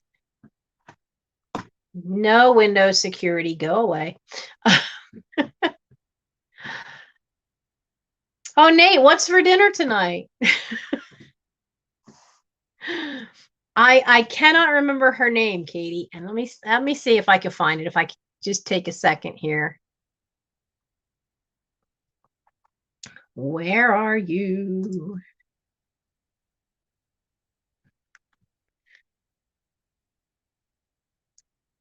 No, not Paper and Moose. That ain't it. Where are you? Sugar Britches, eBay Addicts. I have so many channels that I've got. Not Countess April, that's not it. Where are you?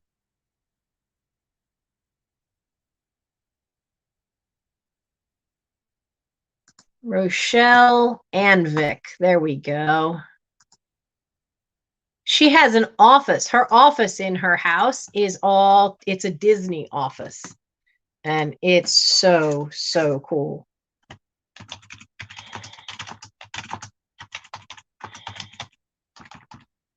Oh, come on, computer. I think my laptop's dying. Okay, here is the link to her channel. Her name is Rochelle Anvik. Now she's fairly new at this. She's only got 371 subscribers, but she's just got some really, really cool stuff. She just retired from being a professional ballerina. Where she's at, she rents out her house for photo shoots, and she's on Instagram as well. And the other cool thing is she just fell into buying out the entire stock of a vintage store, a vintage clothing store that was near her, and she was like the woman's best customer, and the woman wanted to retire, and she offered her all of her stock, everything in the store, everything in storage, everything to this young lady. So she's been putting up the outfits and some of the clothing up for sale on her Instagram, and just amazing stuff. But I can't get over her house. And that Tiki bar just cracks me up because I love the bartender in the corner of the Tiki bar. I want the bartender. But that's her channel. So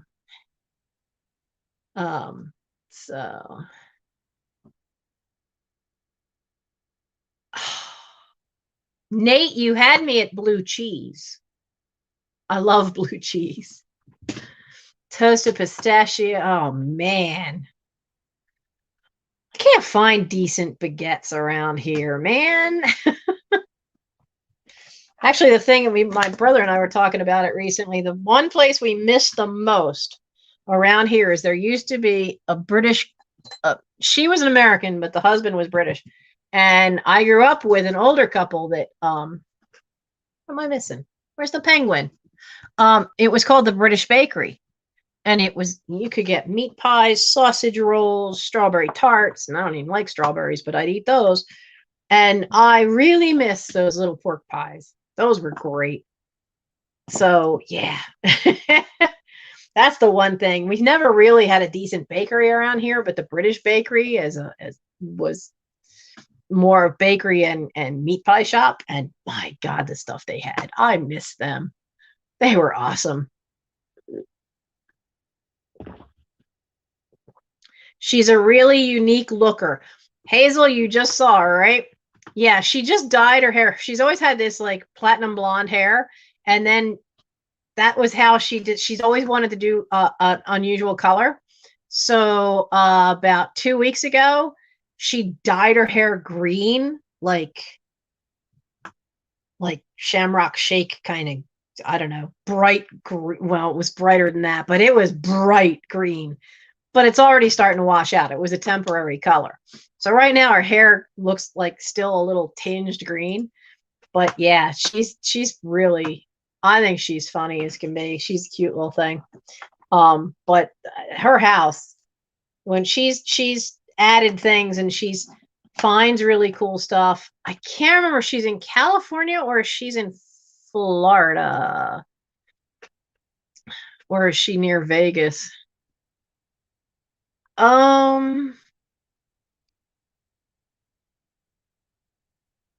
She doesn't say.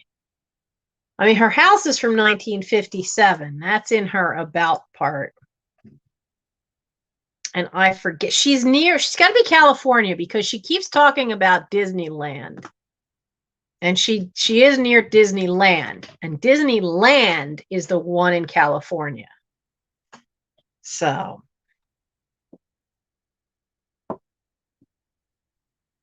Katie, the idea of you with red hair, you could seriously rock some red hair, I bet.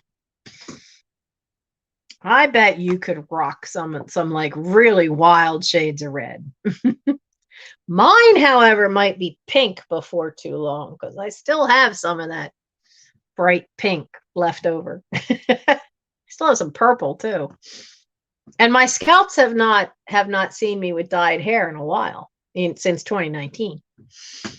When I finally got 3 kids to finish off their merit badges that they needed to become Eagle Scouts, because I said, I'll dye my hair purple if you finally finish these, because you've been sitting on these for 3 years, all 3 of them, on Eagle required merit badges. Been sitting on them.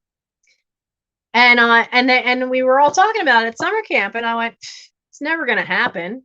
They're never going to do it. They won't make Eagle, and I won't have to have purple hair. Well, the other kids pestered the crap out of these 3 so that they did it. And they're all 3 Eagle Scouts. And all 3 are off in the college and have been for a year now. But I had to dye my hair purple. I loved it. I didn't mind, but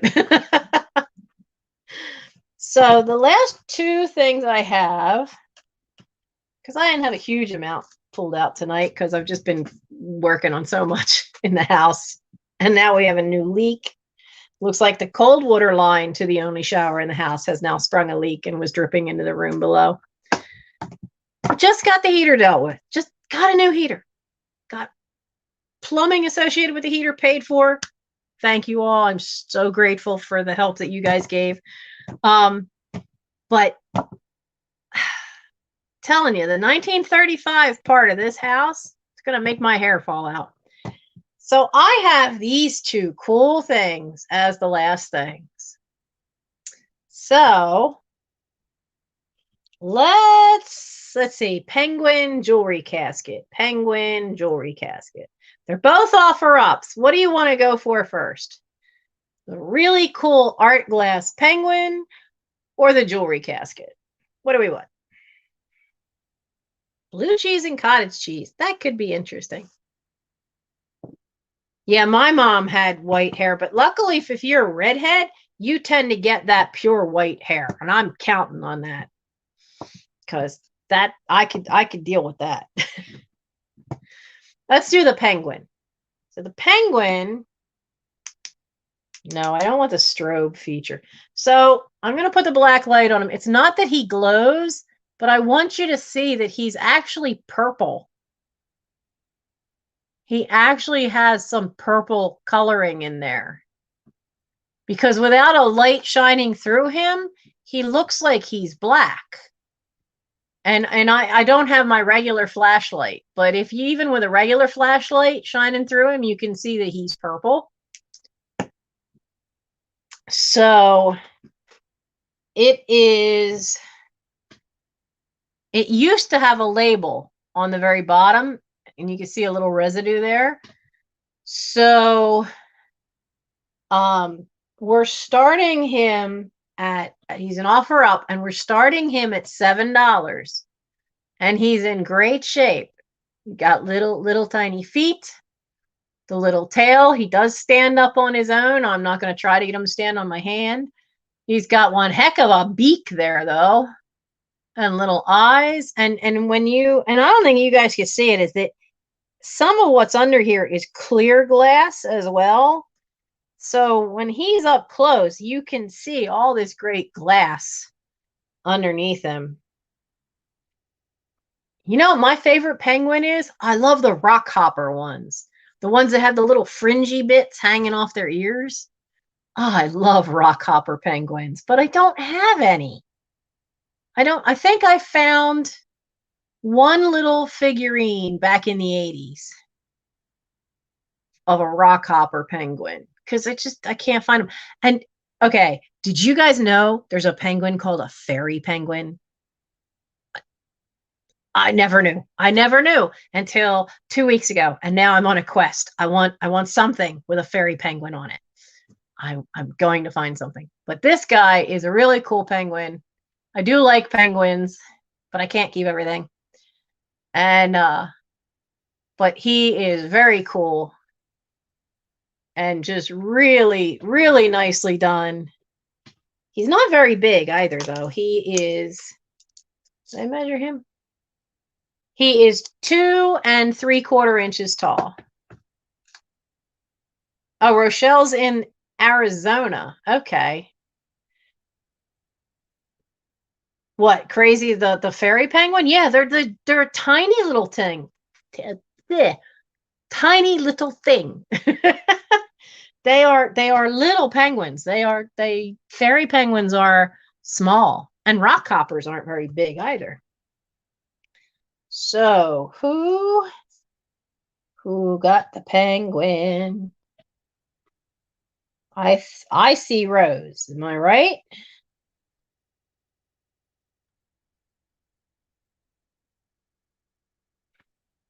Katie will refresh and Katie will tell me. Okay. Now,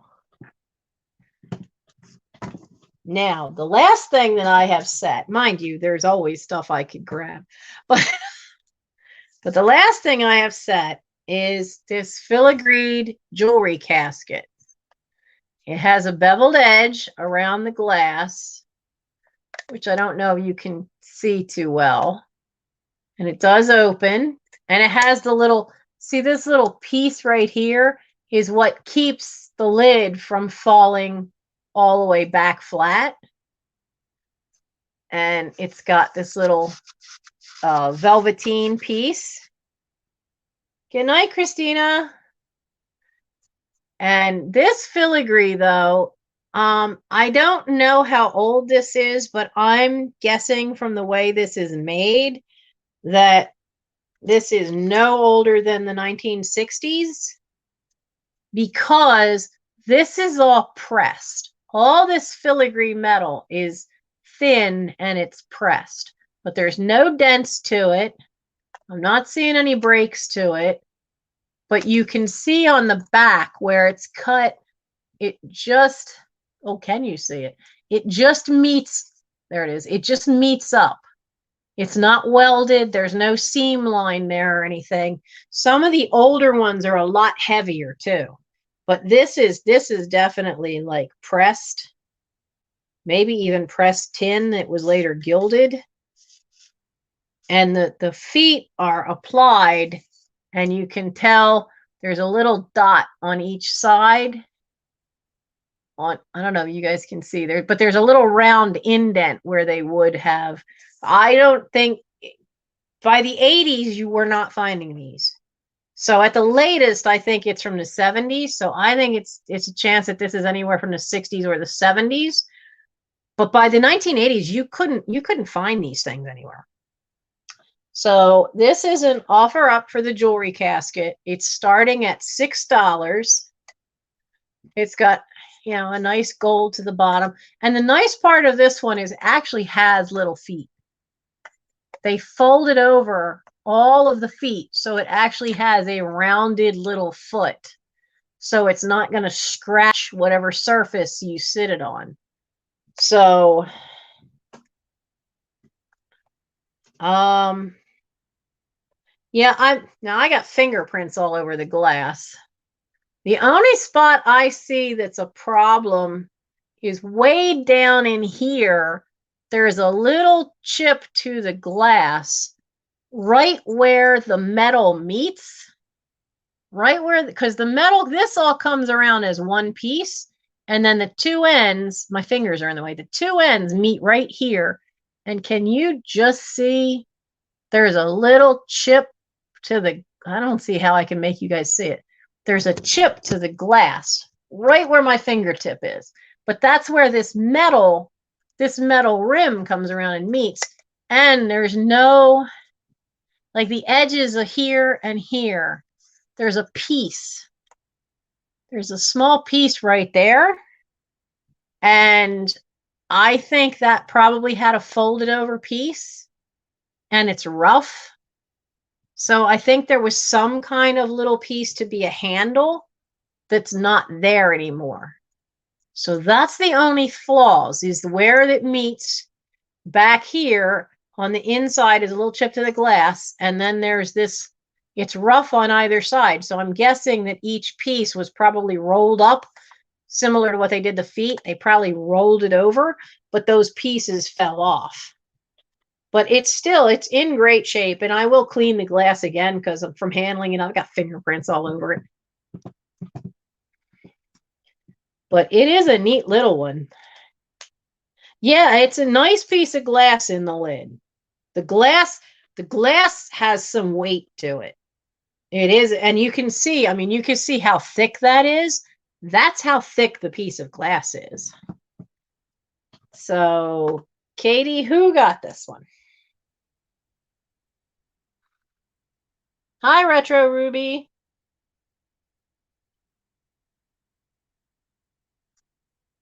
So before the stop, Mary Royer, 15.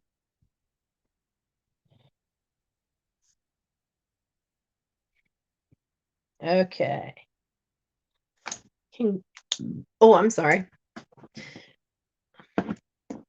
Dinner was a buffalo chicken sandwich, and now it's trying to make its presence known all this time later. I do still have these from last week. They are a pair of old bookends, but they're, for the type of books I have, they're too small. So they're a neat little pair.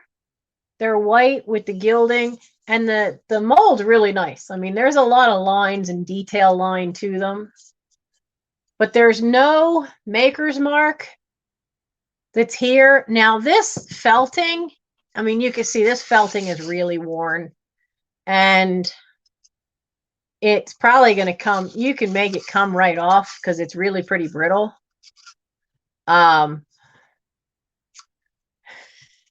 Honey, I'm a fat chick. I can't get elbow length gloves.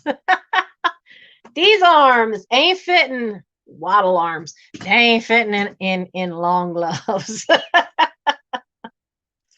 But these, I got a pair, and they're still in the box. I haven't even opened them up because I'm so afraid that I might like do something and chip them. So they're safer in the box. I paid up to get a pair of mushroom salt and pepper. Where my brain is gone tonight. A pair of mushroom bookends, and they're heavier than these. I got them from Thrift U, and you know, I spent the money. I paid up to get them, partly because they're gonna fit more with. They're an upgrade to the decor that I want. They're also bigger and heavier than these little guys, so I needed something that could take the weight of some larger hardback books, and these guys can't. They have nothing in them. A lot of times old bookends, and you can see that there's an opening there. Old bookends a lot of times were filled with sand, and then they'd put this over top. I have a pair of bookends that are old Boy Scout ones, and they did that, and then the paper went, and I lifted it up one day and there was sand all over my bookcase, so I had to put new felting on the bottom. But that's what they are. There's really cool, lady and gentleman. I've had them forever. I don't even know where I got them from. I've had them forever. And but it's time to upgrade to bigger is what I need. What I had in between these guys was a collection of little bitty books, like a lot of little tiny square ones, or little tiny, basically nothing bigger than maybe 4 by 5. I were always little books were in between them. But it's time to offer these, and so they're an offer up, and because of the base, if they are marked, it would be underneath this. So and bookends are not easy to find, and vintage bookends are not easy to find. So these are an offer up. They're in excellent condition, lovely little porcelain pair, and they're an offer up, and the starting price, the starting offer is just $8. So if Katie wants to throw a timer in there for $8, and they are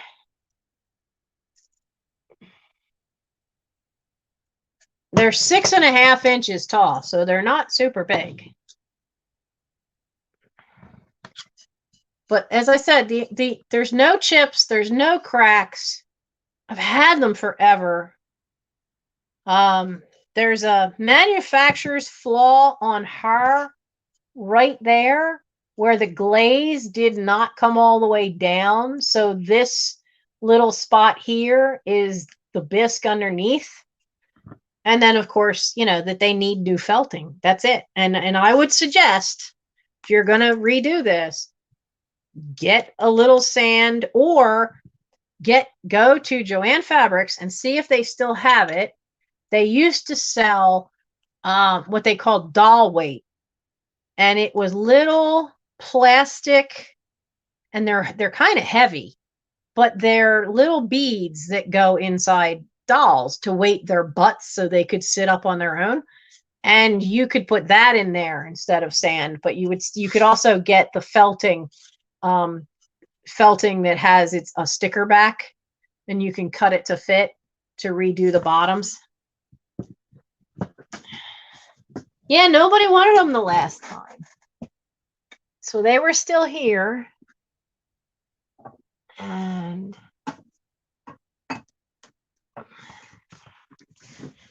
so who got this one? Terry?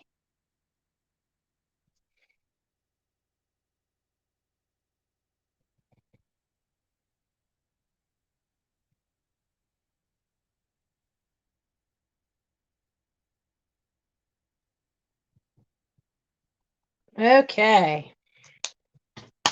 Wow, it's only 1:38. Usually we're here till 2 or 3. Oh, those 3 o'clock nights, man. Those times we've gone till 3 a.m. My voice was kicking out by the time we get to then. We were all wiped out. Congratulations, Terry. And they are really cute if you have little small books, but they're just not quite going to fit in with the decor. You can't have this. I'll tell you that right now. You can't have this. But I found this book, and I'm seriously thinking of doing a special video where I just read it to you, because some of it's hysterical. But look at that cover. Isn't that a great Art Nouveau cover? I mean, it's a shame that it's got this, where'd it go? This stain, this side. There's a stain there. But that's such a great cover. But that's right. It's a Night Owls. And it's called Some Ideals in the Education of Women by Carolyn Hazard, president of Wellesley College. Now, this was printed in 1900. This thing is hysterically funny. So, I mean, I think it's funny. But whoever had it before me had to have either been using it. I think they were using it and actually had to read it aloud, because you see all those little blue marks in the text. They've underlined things. They've got little comments. They've got sections to emphasize, words to emphasize. So I think they actually had to read it out loud at some point, because they've actually underlined specific words. And I had communications. I was going to college for communications degree. And a lot of the little marks in here are the same kind of marks you would use for what they call diagramming, not diagramming a sentence. That's a whole other grammatic thing. That's a nightmare. But diagramming a speech tells you you're putting in notations of where to put the pauses, what words to emphasize, what you can hurry up on, and what you should really slow down on, and make sure that you speak it slowly and clearly, because you really want that section to sink into those who are listening. And it has all those kind of marks. But yeah, I really want to I really want to read this one to you, but it would be a whole thing unto itself. I mean, because there's 32 pages. So I might have to do it in sections and then do it as a premiere because it's a riot. Considering it's from 1900 and my great grandmother went to finishing school.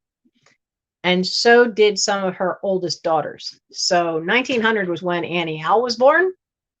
And she died in 1996.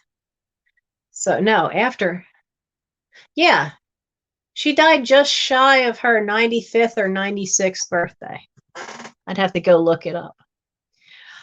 I hated diagramming a sentence in school. English grammar would have me in tears. I didn't understand it. It's not logical to me in any way, shape, or form. I absolutely hated it. And then they gave me algebra. I couldn't fathom that either. The idea that you're now going to add letters in with numbers. And my brain says, no, numbers are numbers and letters make words, not math. No, couldn't do either one of them. Just couldn't. That's why I had to find a back door into college because I never had the SATs because I never actually had algebra in high school because I was in Christian schools for 5 years and then spent the last 2 years in public high school. And because they didn't know what to do with me because I had just barely started having algebra, but I'd already finished. You could be on different grade levels in the Christian schools, depend in different subjects. I had already finished the equivalent of 12th grade history and 12th grade spelling and was well on my way to finish 12th grade literature. And then left that school. I was still just starting out on 9th grade math because I'm dyslexic with numbers. So not super bad, but it definitely wasn't more of an issue then than it is now. And so I had a real hard time. And so they put me in business education. So I didn't have any algebra to do. I had basic bookkeeping. And then I got to college and, had to find a back door because I couldn't take the SATs because big chunk of the SATs is algebra and calculus. And I knew nothing, absolutely nothing. It would have tanked the scores. So if you take a placement exam at a community college, they'll put you into a remedial class. And I, of course, had remedial math. And a friend of mine, he was really chapped because I tested right into Comp 1. Well, of course, it's English and literature. Duh. So I've been reading a lot for as long as I can remember. So that was no problem. He, however, tested into remedial English and really felt it was horrible. But I went right in. That was no problem. But I had remedial math because they felt my math skills were so bad. But if you get enough credits, then you can transfer into a 4-year university. No questions asked. No SAT scores. It's a back door in, but it's a door. And I took it. So, yeah, I had type. That's one thing that was a benefit is I had typing in high school. I had 2 years of typing. So, good night, Melanie. Look, I say that louder like she can hear me further away because she's in Canada.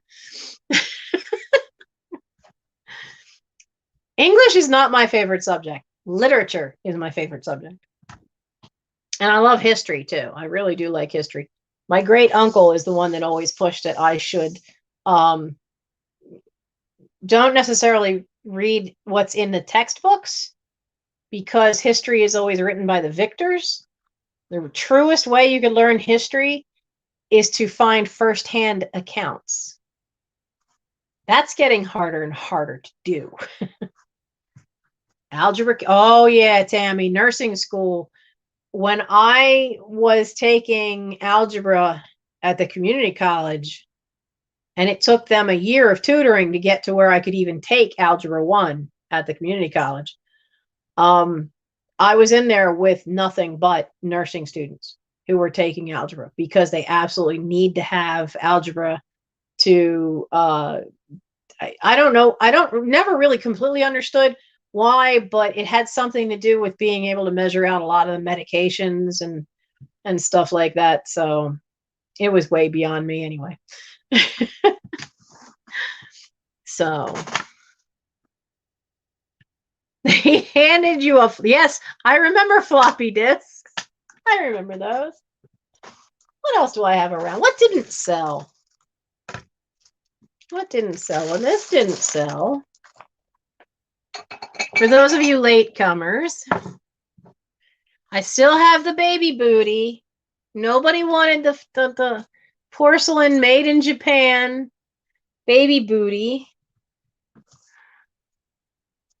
So I still have that. That was $5. I'll make it $4. $4 for the baby booty number 2. So we still had that. I still have, and this was one that I couldn't figure out who made these. These are a pair, and it's pressed glass, and underneath it says made in the USA,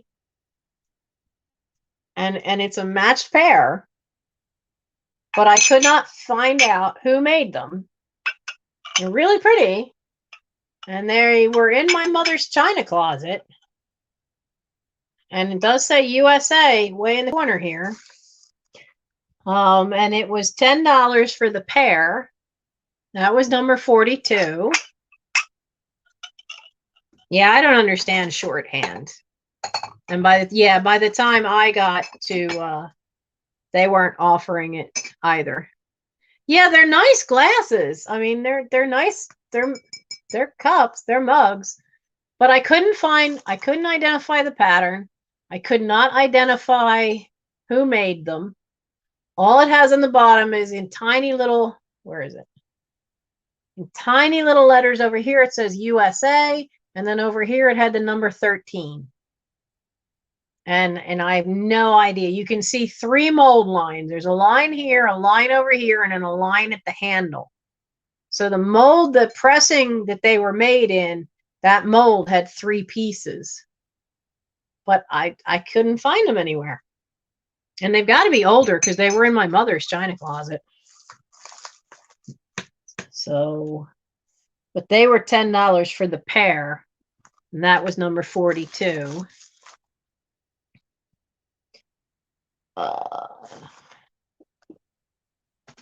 We have the Marley 1950s Guest soap in that wonderful 1950s coloring. So it's Guest soap in the original package. This was $4. It was number 70.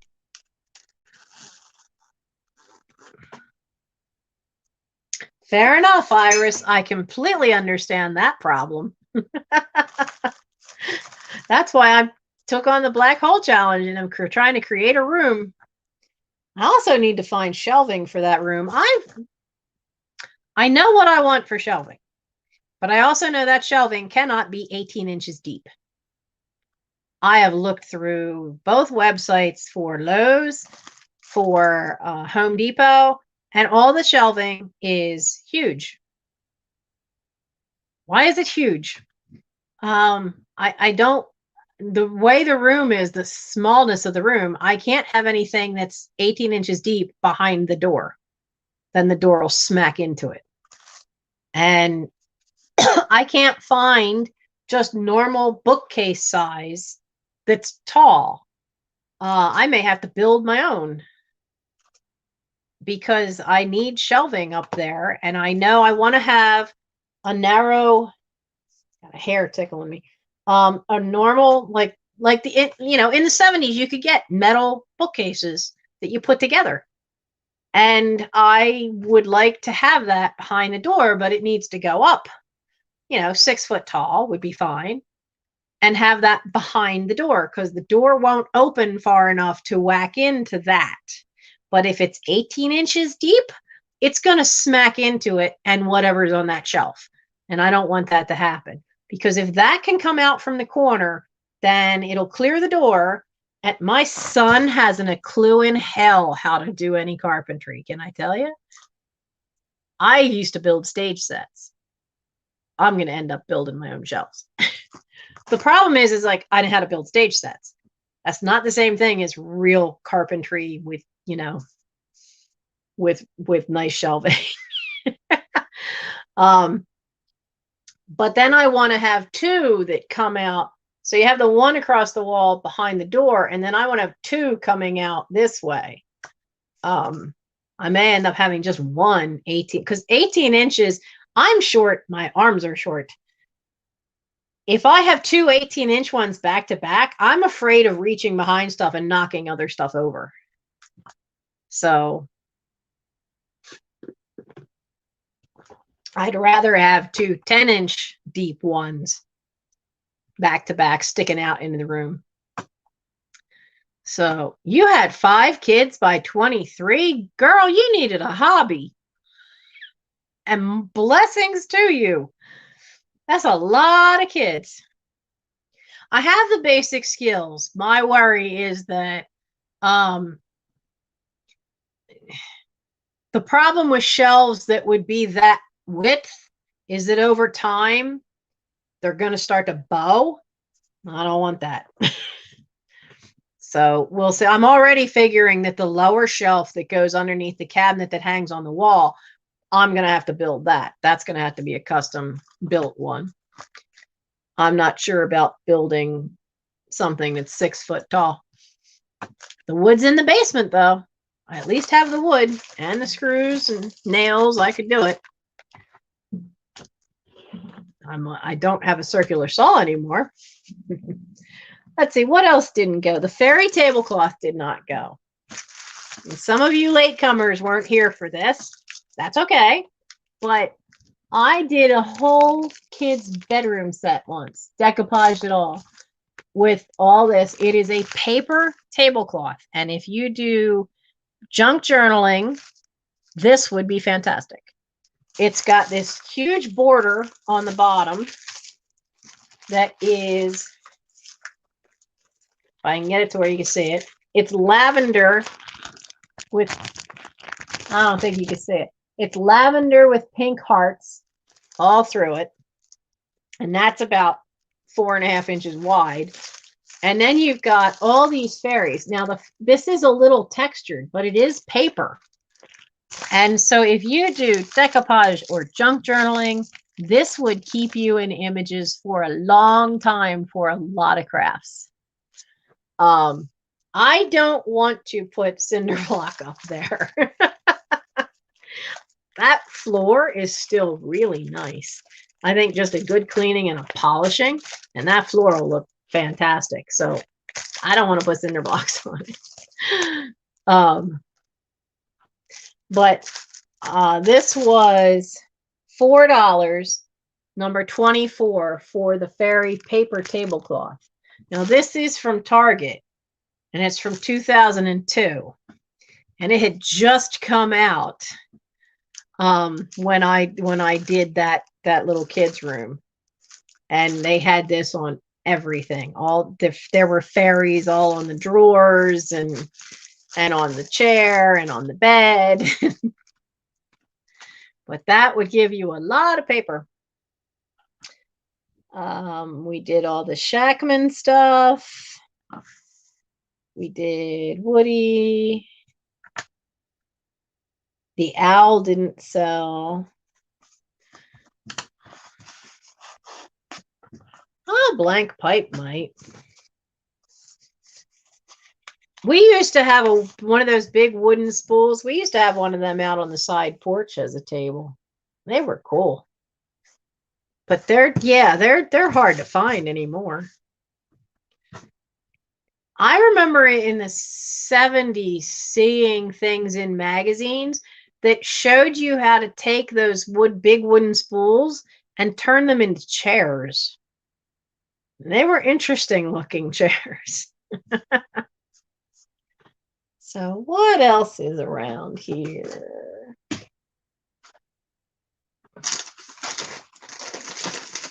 Oh, I forgot to put these in the Goodwill bag.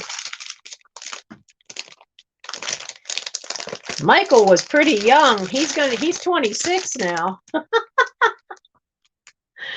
It's plastic golf balls. You know what these are good for?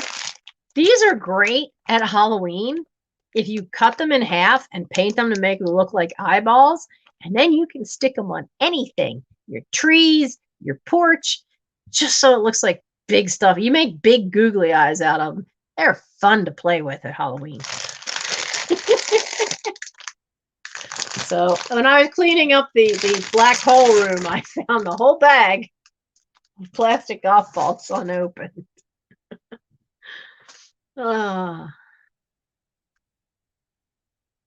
Yeah, a lot of construction sites will just still give them away because the fact that otherwise they have to pay for, usually for them to go by weight into a dumpster or something. So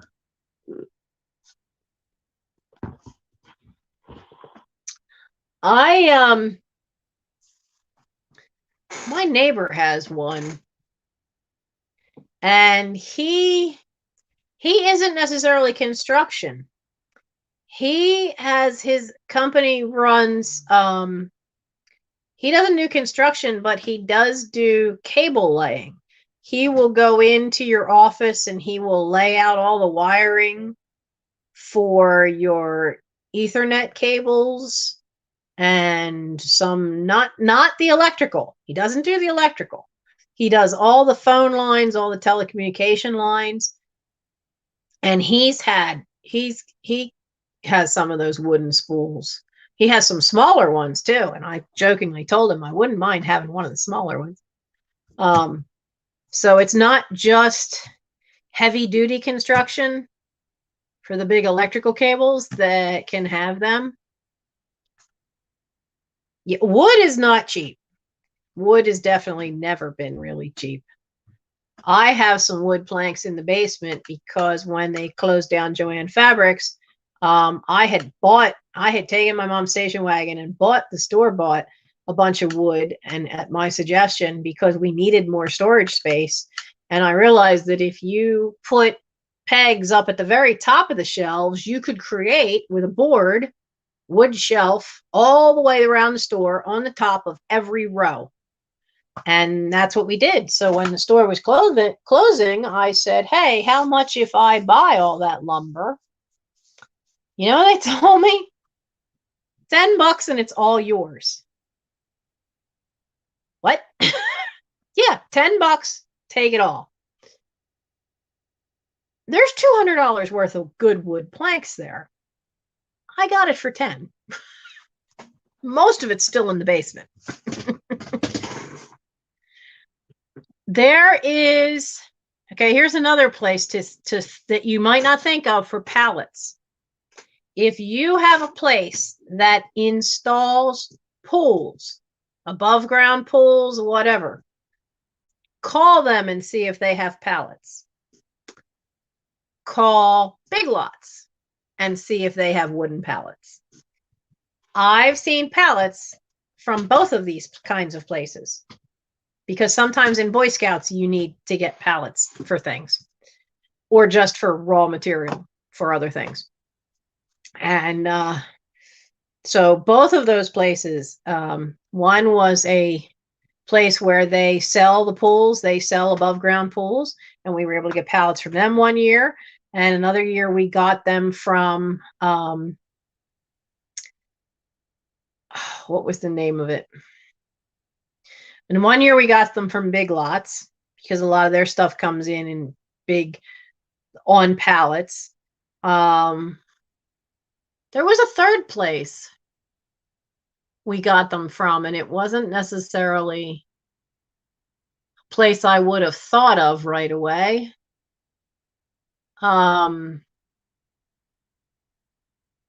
It was one of the big, they're called Lynn Villa Orchards. And so they have an orchard, they have a Christmas tree farm, it's a big family owned farm. And they have a place all year long you can buy fresh produce from. And some of that comes in on pallets. So some we've been able to get them from them too. So yeah. There have actually been books out about making pallet furniture, making pallet crafts. They aren't always easy to find, and most of them were written in the 70s, but there are books out there about making things specifically out of pallet wood. And it's not usually bad wood. It's just raw wood, in that it's not sanded and smoothed in any way. Well, you can rent a sander and sand it down to make it nice smooth pieces. So what else is sitting around here? Everything on this side is a hot mess, let me tell you. So I have 3 dishes that I have not looked up yet. Cat hair in one. Cat hair is extra. Now, this one says GDA France, Limoges. But then it says Wright Tyndale and Van Roden of Philadelphia. So it's got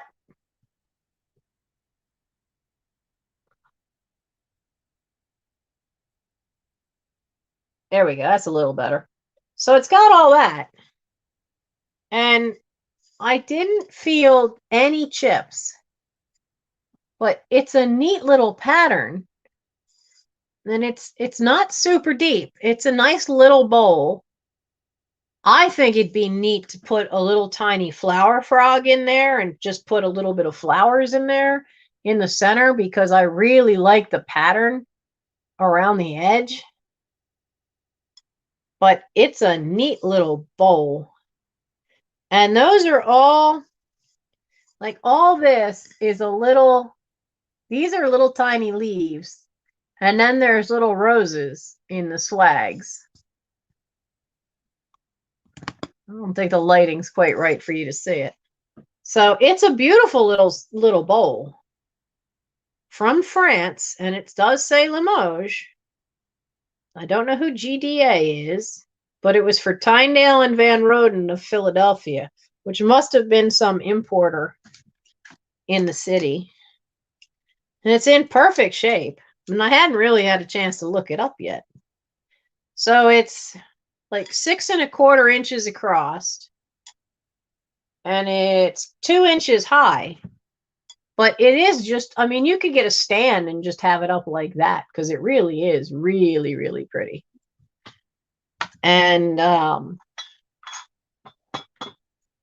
so where's my pen? So the little bowl is $6 if anybody's interested. It's $6, and just put in bowl if you're interested. I'll show you these 3 things that are just sitting here, and then we'll call it a night.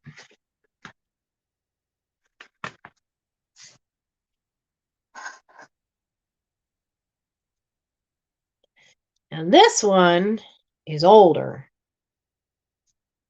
Sold. Oh, Mary, do you want the bowl?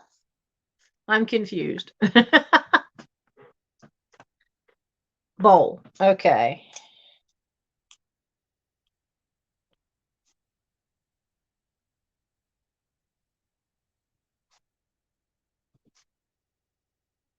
Mary.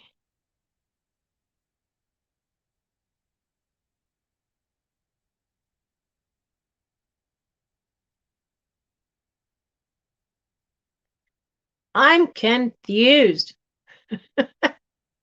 There we go. Mary Royer. Okay. I know it's weird not having numbers. It's throwing everybody off.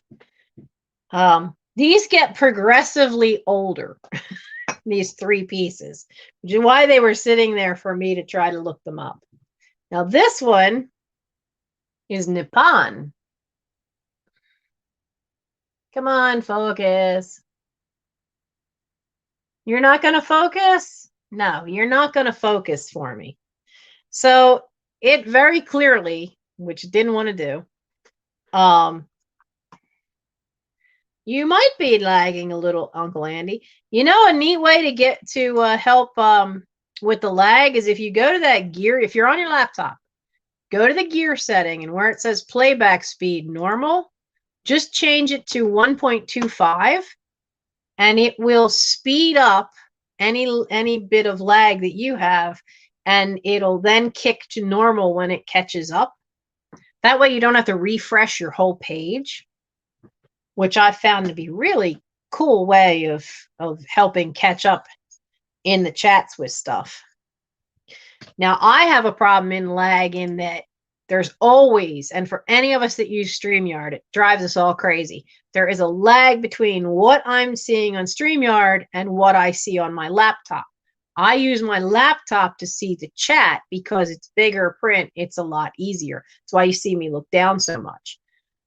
But the lag between the two, some nights it's awful. Tonight isn't quite so bad. Tonight, I'd say it's about a minute and a half. But there have been nights where the lag has been 3 and 4 minutes difference. And it's awful when that happens. So another way to update your chat to make sure, because sometimes on me, I've noticed the chat will freeze, is to toggle back and forth between top chat and then go back to live chat, and it resets the chat so that you're back in, it refreshes the chat. So this is hand-painted Nippon. Now, if it says Nippon, that's pre-World War II.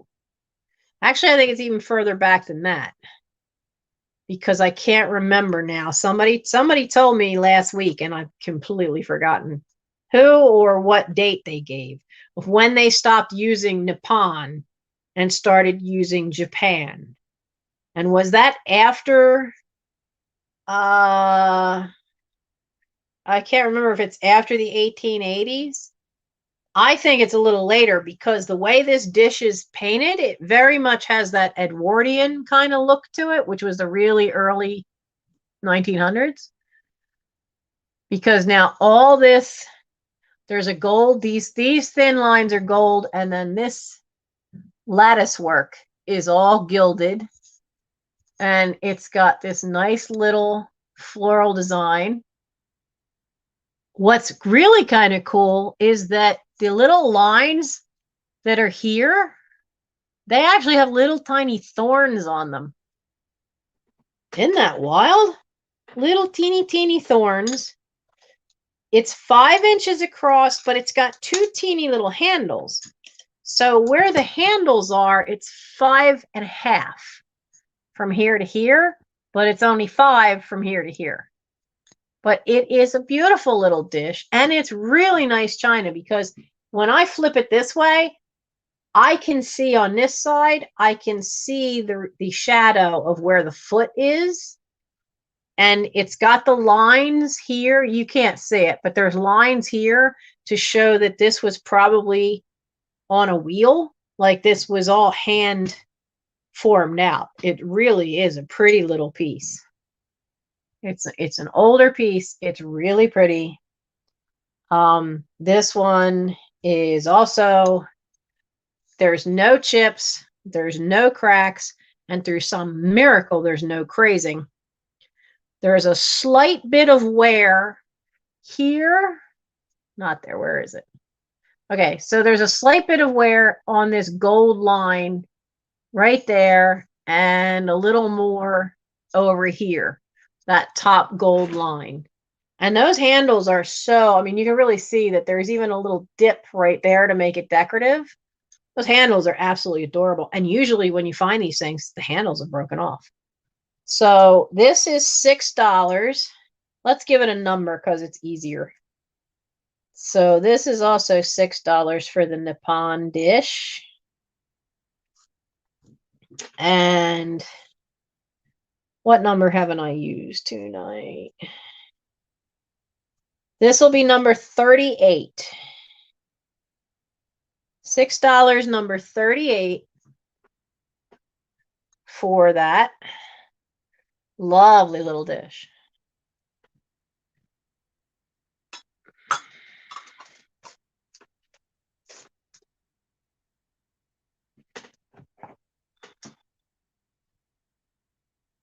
Terry.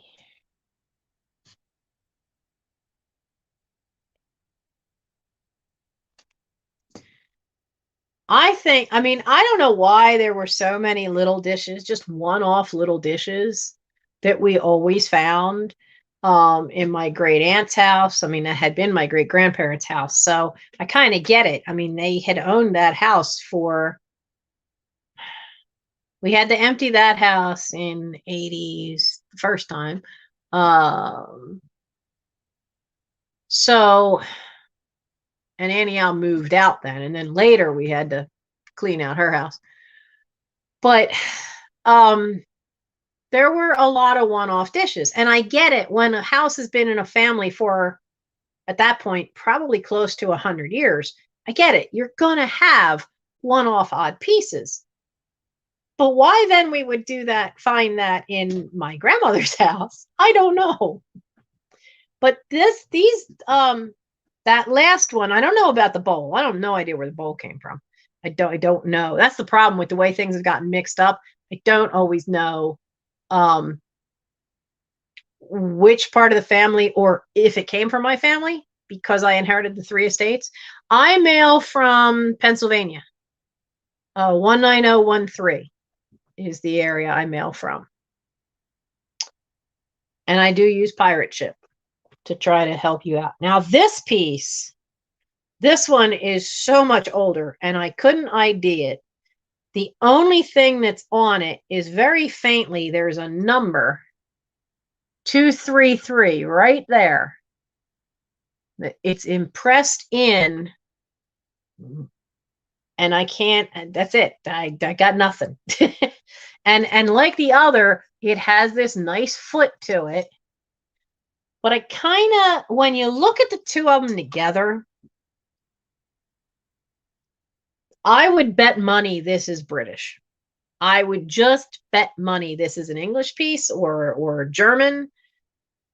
Probably German, considering all the work I'm about to show you. But this is definitely European, and this is definitely Japan. Simply because of Japan was still doing a lot of hand-painted tiny work for a very long time. Whereas by the mid to late 1800s, Europe was doing transfers and then hand gilding. So this neat piece, I'm pretty sure was hand done, because none of these openings are uniform. And even in a handmade Japanese piece, they made an effort to make any kind of openings uniform. These are not in any way. So I think they hand cut each of these little things. And then there's this Art Nouveau kind of line to it. But I'm pretty sure that the purple flower and the leaves is a transfer. But then there's these tiny, tiny little dots that are yellow on some of the flowers where the stamens are. And I don't even think you can see them. Up here, the little dots in here, you can't feel them anymore. They've worn off. But surprisingly, the dots on the center one, you can still feel them.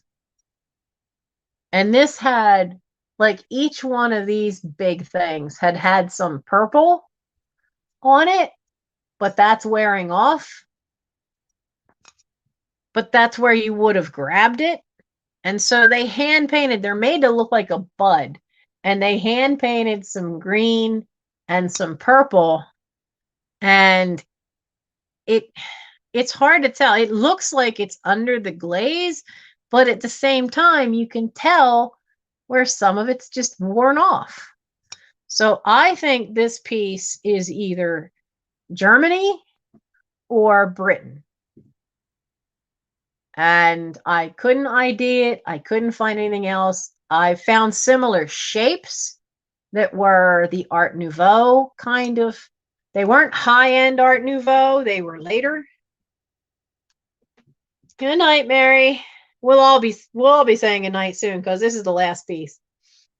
So this one definitely is an older piece. I would probably put it around the 1890s.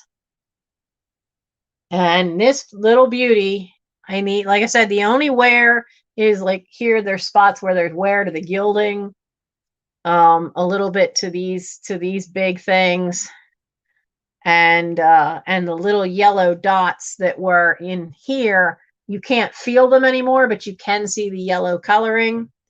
So so this one I'm pretty sure is meant to be Art Nouveau from the 1890s.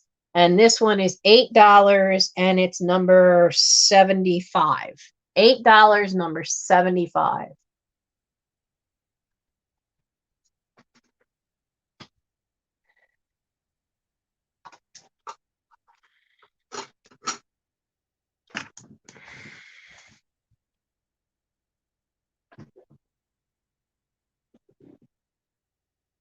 Okay. And that's it for the night. That was all coffee and I drank most of it. I'm going to be up for a little bit longer, but I got other stuff to do.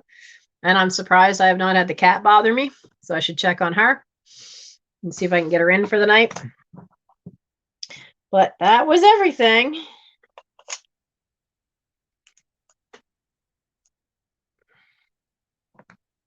The owl? Oh, you want to see the owl? Yeah, the owl is still here. I don't think we didn't have a taker for the owl. He is Lefton. He does have, now he's missing. You can see this, the sticker is worn off all the foil. There's just some bits of paper there. But that was a Lefton sticker, and he is marked Lefton. KW 866. And it's Lefton China, hand painted. That's the mark for the Lefton. And I think we said he was 7 inches tall. Now, Lefton did a couple of different owls. I tried to look him up, and I didn't have my Lefton books, but when why won't you come out of there? Get stuck on me. So, yeah, he's just a hair under 7 inches tall, Uncle Andy. He's got some neat-looking bright eyes, though. There's some nice shine, too, on those pupils. He doesn't have any chips or cracks. There is like a spot on the front here, but it feels like that's because it's the same bisque finish. So I think that's just from the mold for the base. But he is, where'd he go? He is $8 for the Lefton owl. He's $8, number 61.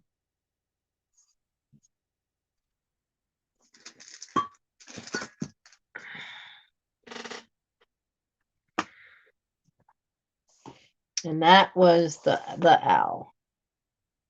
The only other thing it didn't sell, I think, was the crystal kiss. The little crystal box didn't sell. Uncle Andy. Okay. Yeah, one thing I found of the owls that Lefton made is he's bisque, but they made another one, but I didn't catch any of the dates. They did make another owl in a different pose, different type of owl, different colorings and all that. And they did that one with a kind of a, not a really shiny glaze, but it's got a glaze to it. So, and the only other thing we have that didn't sell was the Crystal Hershey's Kiss made by Jonelle Crystal. And the Crystal Kiss is $10 and was number 65, if anybody was interested in the Crystal Kiss. So, oh, Terry, did you catch the announcement of what's happening next week? Because I'm not going to be on my channel next Thursday. But you're gonna have, I don't miss it, Terry. Please don't miss next week because you're gonna love it. I will be stopping in to help get her started because Jan, who is Antiques from Karen. She's going to have her first solo live sale next week.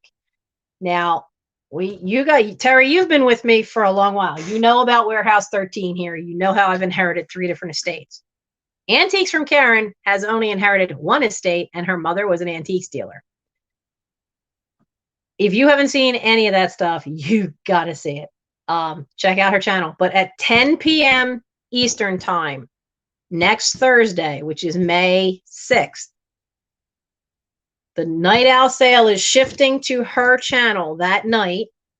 I've got family things going on, so I may or may not stay, but I did promise Jen I will stop in and help get her started. So she's going to be having her sale 10 p.m. Eastern time to midnight. So we'll all be over there on Antiques from Karen. Don't miss it. Her mom was an antiques dealer, and she's got way more stuff than I do, and just it's mind-boggling the stuff she's got.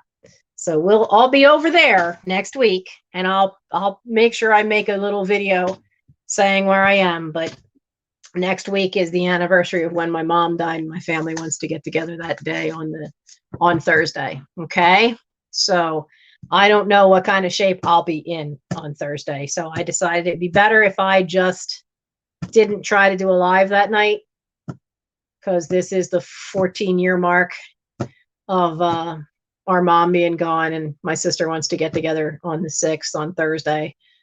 So, and you know, I'm never without mom. I live in her house.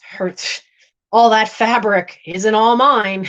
I'm still finding stuff, you know, that's mom's. So, you know, I don't need to be at a graveyard to see my mom. I see stuff of mom every day. So, all right. Awesome.